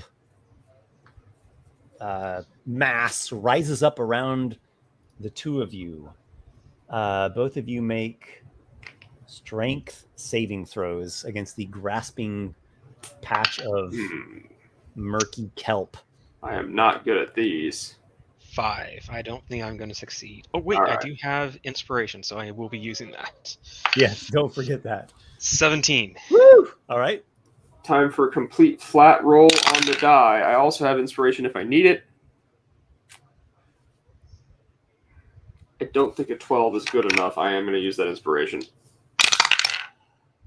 And it's a 13. I rolled one better. All right. The nasty, horrid reaches of kelp clasp onto the two of you. Vapor tears himself free. Aygir is in its clutches, restrained. It is Vapor's turn now. The thing takes some cover. It's kind of hiding behind floating boxes and stuff, but you can make it out. It have like a Cover's not going to matter. It has like Because a 3/4 Vapor is cover. going to use his newest spell, Oh, okay. and it's going to call the lightning down. Ah. All right. So you're in a small space. So what you see is like this wispy gathering towards the ceiling of the cargo hold. It swirls about, and lightning goes through the water. The thing makes a dexterity saving throw. I'm reading the spell right now.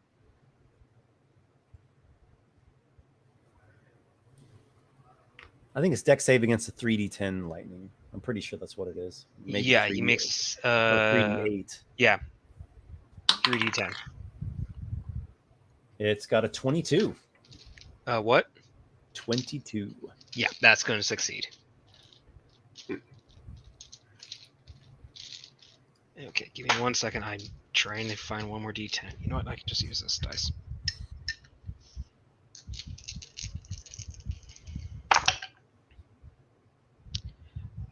That is really nice because that's a 21, so that's 10 points of damage. Lightning damage. 10? All right. So, alas, the creature is resistant to lightning damage. So it ends up with Only 5. near 5. Though it does have to make a concentration check. That's 18, so that's fine. Well, if that would be all, we're going to move to Aygir. Okay, I'm just reading over the spell a bit more. Yeah. But I think you keep concentrating, and as an action each turn, you can call another bolt. Mm-hmm. Okay, so how far away is Vapor from me, and how far away is the creature from me? Vapor is adjacent to you. The creature is 30 feet away from you. Oh, okay, so a 15-foot cube wouldn't be great right now. All right.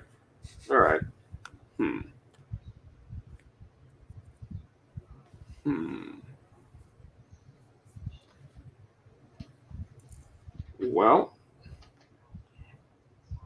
and this creature is all organic, right? Seems to be. All right. Well, nonetheless, Nonetheless, I am going to hold out of the water the sword integrated weapon of my armor, point it at the thing, and say, you live in water, yes? How well do you like loud noises? And then I'm going to sort of shake it a little bit and just like in a movie, the kind of thing that, the subwoofer gives you a little mini heart attack, and I'm going to cast Shatter. Okay, Shatter. So it gets to make a Constitution save. Con save has a 23. Well, it succeeds, so it'll only take half, but it'll take half of, 3d8, so that should be maybe decent. We'll find out here. Just a moment. Ooh, that's seriously decent. It's 2 8s and a 7. That's 16 plus 23, so it has to 11. 11. Yep, it is not. Which is going to be halved again. No, it's not resistant to thunder. Oh. So It's thunder damage, not lightning. 52. Ah. 22? Nothing. It's now the monster's turn, and it swims over to. It has to make a Concentration check. I have a lot of numbers running through my head right now. Yep. That's like a 22. All right. It swims over to Aygir and wildly begins to assail you. It whips at you with its long form. That is 16 to hit on a tail slap. 16 will not hit. 16 will not hit. It has a second tail slap. That is much better. 24. 24 hits. And then it has a bite. 19. That also hits.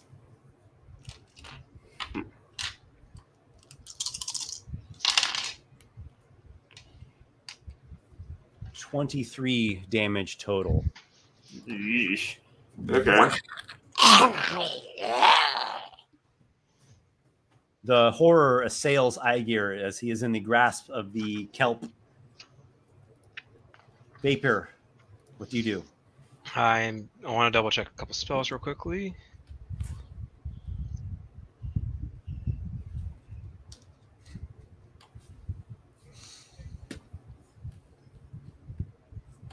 You guys got this.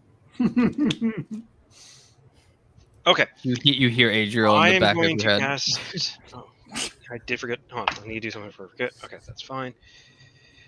So I am going to cast a second level spell of Tasha's Mind Whip on this creature.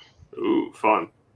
It needs to make a intelligence saving throw. Oh, intelligence, you say? Well, one good turn deserves another. 13? No, it does not. I was going to say, that better fail. My DC is higher than that. It just fails. He's rolling pretty good, actually, just his intelligence is not good. Yes. So, on a fail save, it must choose whether it moves, an action, or a bonus action. Okay. All right. And now it's going to take 3d6 psychic damage. That's 10 points of psychic damage. 10 psychic. He is not a psychic resistor. I didn't think it was, because most creatures, as we know, are not. Very few things are. I Yes. don't know of anything off the top of my head that is. I imagine cinematically, Vapor, seeing that his lightning's doing nothing, Aygir's tied up and is being assaulted, just lashes out with his psychic whip from his rage that's building, and just strikes at this creature, trying to just pretty much kill it with his anger. Well, we'll see if you are able to. Before I forget, I do need to roll for wild magic. that was close. That was a 3. Aygir, you are in a very precarious position. What do you do? I am. Okay, so escaping is key here, as much as I'd like to damage it. I'd rather You not have to take spend more an damage. action to make a strength check. Okay. Right, because I don't think I can reasonably count on doing damage and making it fail a concentration check to maintain the spell. So, yeah, I'm gonna do that strength check, which is not great, but you never know. And ooh, wouldn't you know, it's gonna be an 18. 18 is good enough. All right, Yep. that was a completely flat roll. I just rolled an 18 on that die. My semi-good luck is still somewhat okay for now. You tear yourself free of the clutches of the kelp. All right, and then now I am going to move. How close is Aygir to the ladder? The ladder is probably 40 feet away. The Okay, monster is right next to you, and then Aygir's on the other side of you. vapor. Vapor's on the other side of you, Aygir. Okay. You are. If you head in the direction of the ladder, you're like heading through the kelp more. If you go backwards, that's out of the kelp towards where the water is not completely submerging the cargo hold. Right. Well, since this thing swims, that might be the direction I go. Do I risk being attacked opportunely? Because I do risk that. You do risk that. Okay. I move as far as I can, all 30 feet over that way. It will bite at you. 13. Nope. It snaps. It misses, and On that you nipple. wade out. Get your head over the surface, and the creature will continue its assault. I think it's just going to swim up to Aygir. And that's its turn. Yep. And Mine looks fun. and Vapor, what do you do? Well, because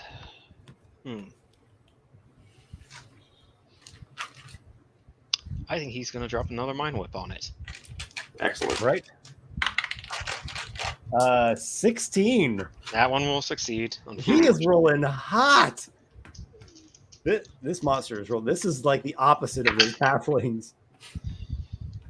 Okay, so that was 8. So that's gonna be 4 points of psychic damage. 4 psychic. Okay. And Well I done. need to roll for the surge. Nope. We're back to Aygir. You have a thing like coming up like through the water, like opening its strange simian mouth with protruding tusk teeth. How badly hurt does it look, out of curiosity? It seems to be going strong. Yeah, it seems to be okay. How far away is it? It's right next to you. It's like Okay. right about to chomp and tail slap you. Sure. Okay. So in other words, I would be attacked of opportunity if I moved around it, but not if it were, say, 10 feet away from me. So it gets to make a Constitution saving throw as another loud, though slightly different noise erupts from me in a 15-foot cube as I cast Thunderwave. Nice.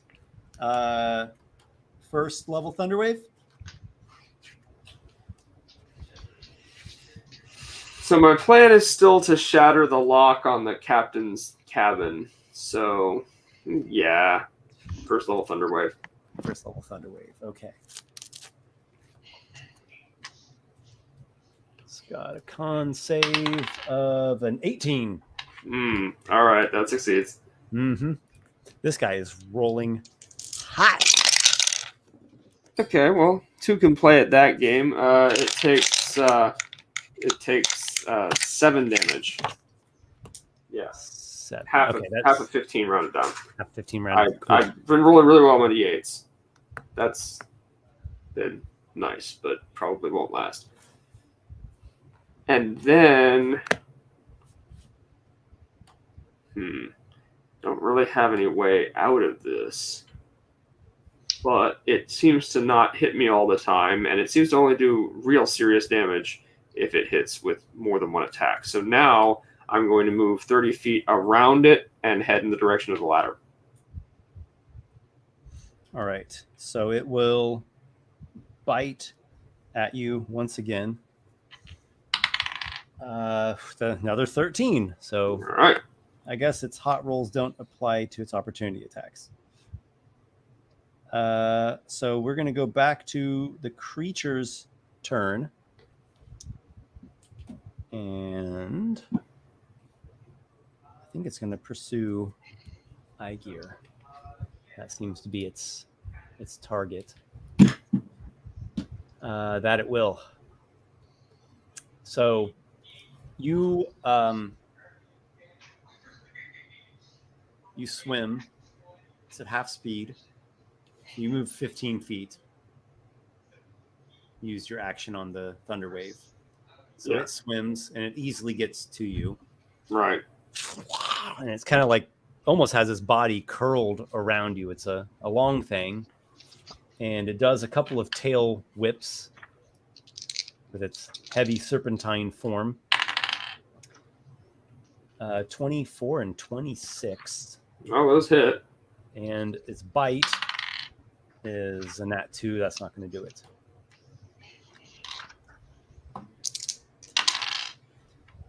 $15 damage total. All right. Tail slams.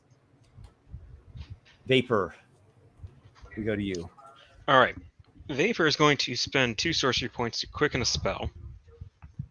Nice. So he can cast Mind Sliver as a bonus action. Mind Sliver's a good one. Okay. Is that another intelligence? Intelligence saving throw. Yeah.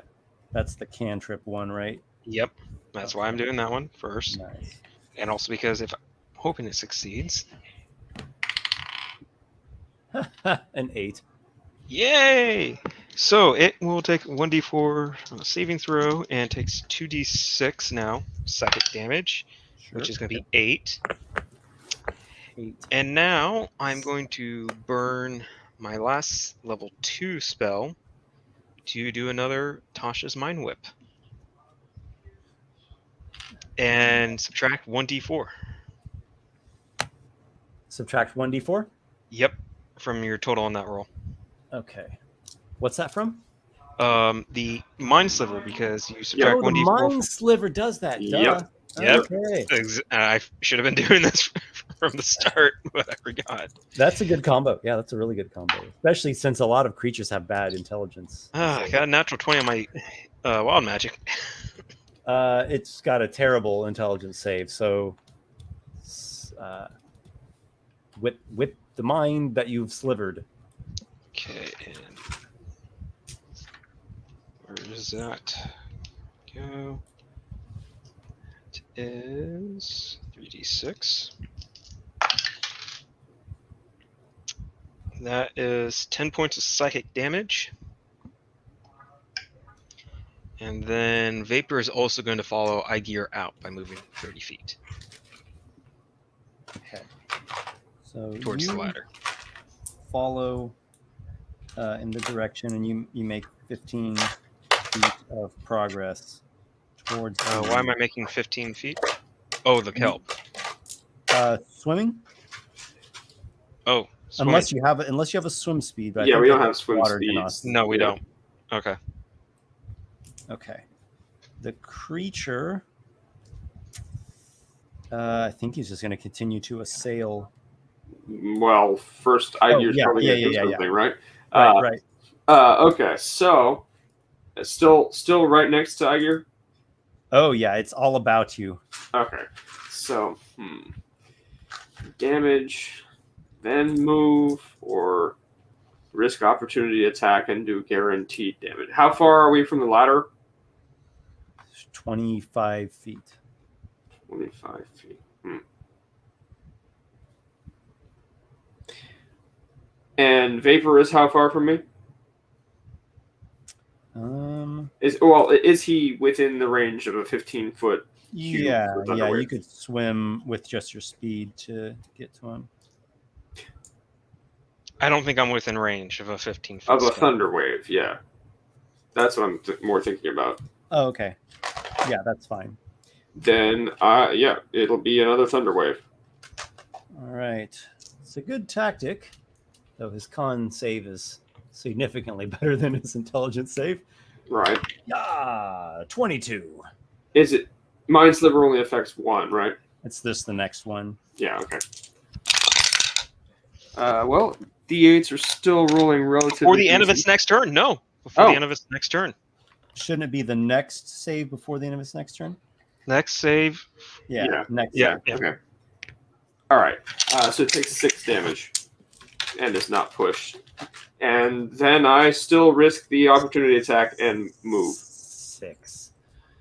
I will note that even though it was half damage, you've assailed this creature substantially, and it looks as though it is.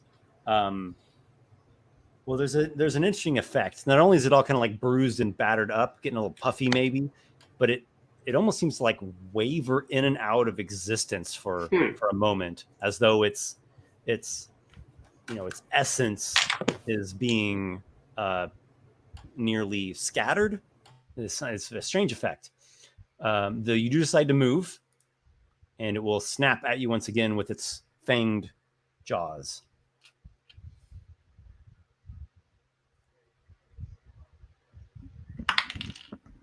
I might get you that time. 18. You're muted. Yeah, it does. It snaps for 9 piercing with the bite. Alrighty. You unconscious? No, not quite. Well, it's actually the monster's turn now. All right. So it can And move. I've been, But I still moved my 15 feet, though, after that. yeah, so you're 10 feet away from the ladder now. I've been hastily trying to do a sketch of this creature, and let me just put in this one last little shading thing, and then I'll show it on camera. Yeah, here's how I imagine. Oh, interesting. Okay. I would be like freaked out if I saw that in the water in real life. That is, it's like it's got like hair. That's creepy. It's like a monkey. I don't know that I'd be snake thing. I don't know that I'd be commenting on it if I were you, though. I think that's not your business. All right, so yeah, my quick sketch. The thing pursues Aygir, and Okay. this could be bad. All right, Vapor. Hope you have cure wounds. It is going to recklessly Nope. attack you. It can't. It can only make a movement, This is true. an It can action, or a only make bonus action. movement, Yeah. an action, or a bonus. It wants to recklessly attack you, but alas, it is only able to move. Vapor, it's back to you. Okay, I'm spending another 2 sorcery points to quicken another spell of Mind Sliver. oh gosh, no, it's awful. It's Okay. 3. Okay. That's another 8 points of psychic damage. And please roll another intelligence saving throw. As You- Tasha's Mind Whip. Psychically fling a shard of psionic damage into the thing's mind. It shudders, and as though turning into some kind of sickly milk, sucks back into the box. Like the lid seems to just like suck it in or swallow it in. Vapor is going to look over at Aygir. He goes, and makes, because we're both underwater, he's going to point up with his thumb, making the motion. If you've ever gone scuba diving, you would know what that means. Yeah. And he's going to swim straight for the ladder and get himself up out. Aygir does Aygir the above. same. And as soon as they're up there, he casts Cure Wounds upon himself. Before we head down there, I have one thing I want to check because we should I'm have going done to this. go ahead and heal for 11 points of hit points. Yeah, 11 points of hit points is probably a good thing.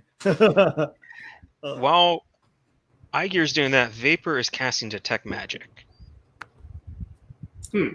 The box radiates a strong aura of magic, of, I believe it would be abjuration. Oh. Strong aura of abjuration magic. You're on mute. Yeah, I just realized. So that's coming from the box itself or The something box in the... itself, yeah. Okay. All right, before I forget, because that is a level 1. Okay, nope, I'm good. Need to roll on the Wild Magic. With that in mind, Vapor is going to look at Aygir real quickly. Think you could hold the fort for a minute. Hold what fort? Hold this area. I'll be right back. And it's going to go down and spend a level 3 spell slot now to cast the spell magic on that box. Okay. Make a charisma check, spell casting ability check. That's a natural 1. And that's also a Wild Magic Surge. That's great. That was go. 2 natural 1s in a row. Interesting. Yeah. Okay, well, let's see what happens. Roll the D100. Yep. Give me a second. I have the...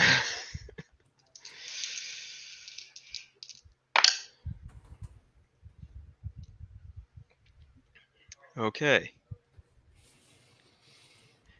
Well, some creature within 60 feet of me now has the ability to fly. All right. Some creature within 60 feet of you, you're saying. Yeah. Hmm. So either one of the serpents or Aygir. Give it to the serpent. I would like Aygir, but I think it would be more fun if one of the serpents Well, did it. You cast fly on a random creature within 60 feet of you. I think you do have to have like a line of effect to a serpent to do it. So it probably would be Aygir. Well, Aygir's still up there. Though I think you would be included in that. It doesn't say another or other. Oh. So And you are also a creature. so Vapor just cast fly on himself because Vapor's the only one down there. So Aygir's like completely removed from your sight. Yeah, he went back down. Okay, you have fly. Okay, You well, can do I better still than technically have one more level 3 spell slot. Let's try this You again. want to try it again? Okay. Yeah, Make a charisma check as you cast your dispel magic. fucking natural 1. Roll for wild magic, possible. Nothing this time, unfortunately. No 4 natural ones in a row. No, but God, 3 in a Well, 3 in a row. row. That's like the 1 in 800 possibility, something like that. Well, unfortunately, that is all my spells I could have cast spell magic on. Well, we'll pause things here. I think that's a good stopping point. Yeah. I will also award Aygir and Vapor 2 milestones. Thank you. And thank you, all 4 of you guys, for being such good sports in allowing us to split the session between the 2 subgroups. You know, sometimes splitting the party is actually fun, so yeah. It was hella fun. I was rooting for the monsters against you two. As I was rooting for your bad dice rolls up on those cliffs so you could have fallen to your death. Other than Walykos, just Adriel. We all have Schadenfreude for each other. We're all rooting, for the other to fail. great word there. Yeah.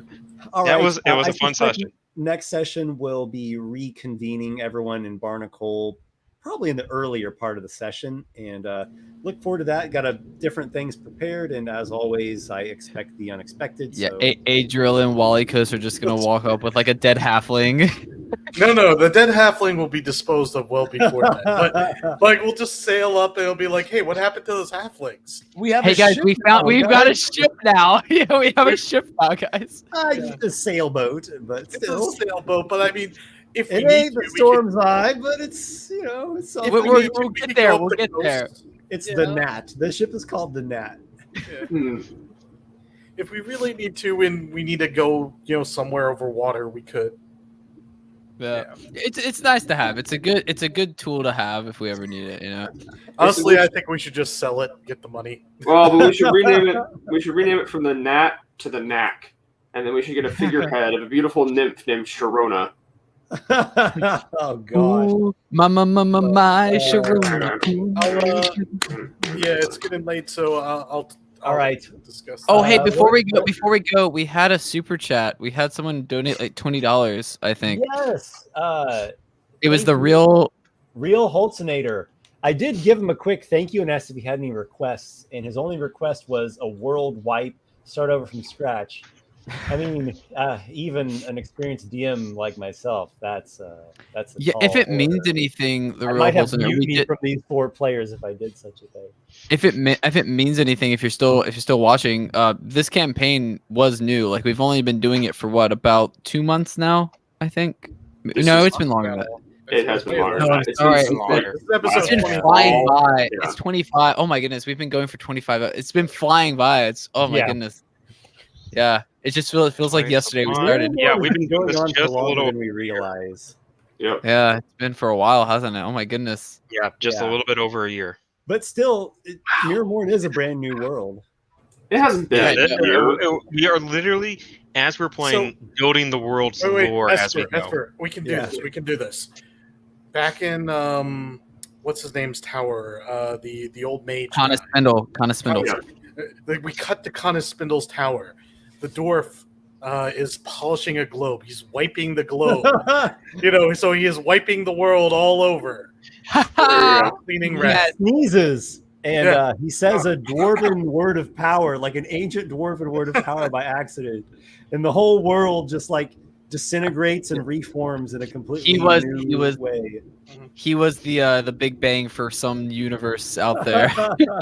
Oh no! There was a magical catastrophe that just occurred in a very very tiny localized scale, much like the Aurora Guys. Borealis right here in your kitchen, and the entire world disintegrated, and then it reformed, but with the only difference being that Vapor had cast Fly on himself. Yes, of course. Indeed. You guys took this wish level. I was just gonna have him polish the globe. I do good work, and then end session. All right. Well, I don't know if I can top that. I'll end the broadcast here. Thank you, everybody who watched, and Thanks for see you watching, guys guys. next session. Indeed.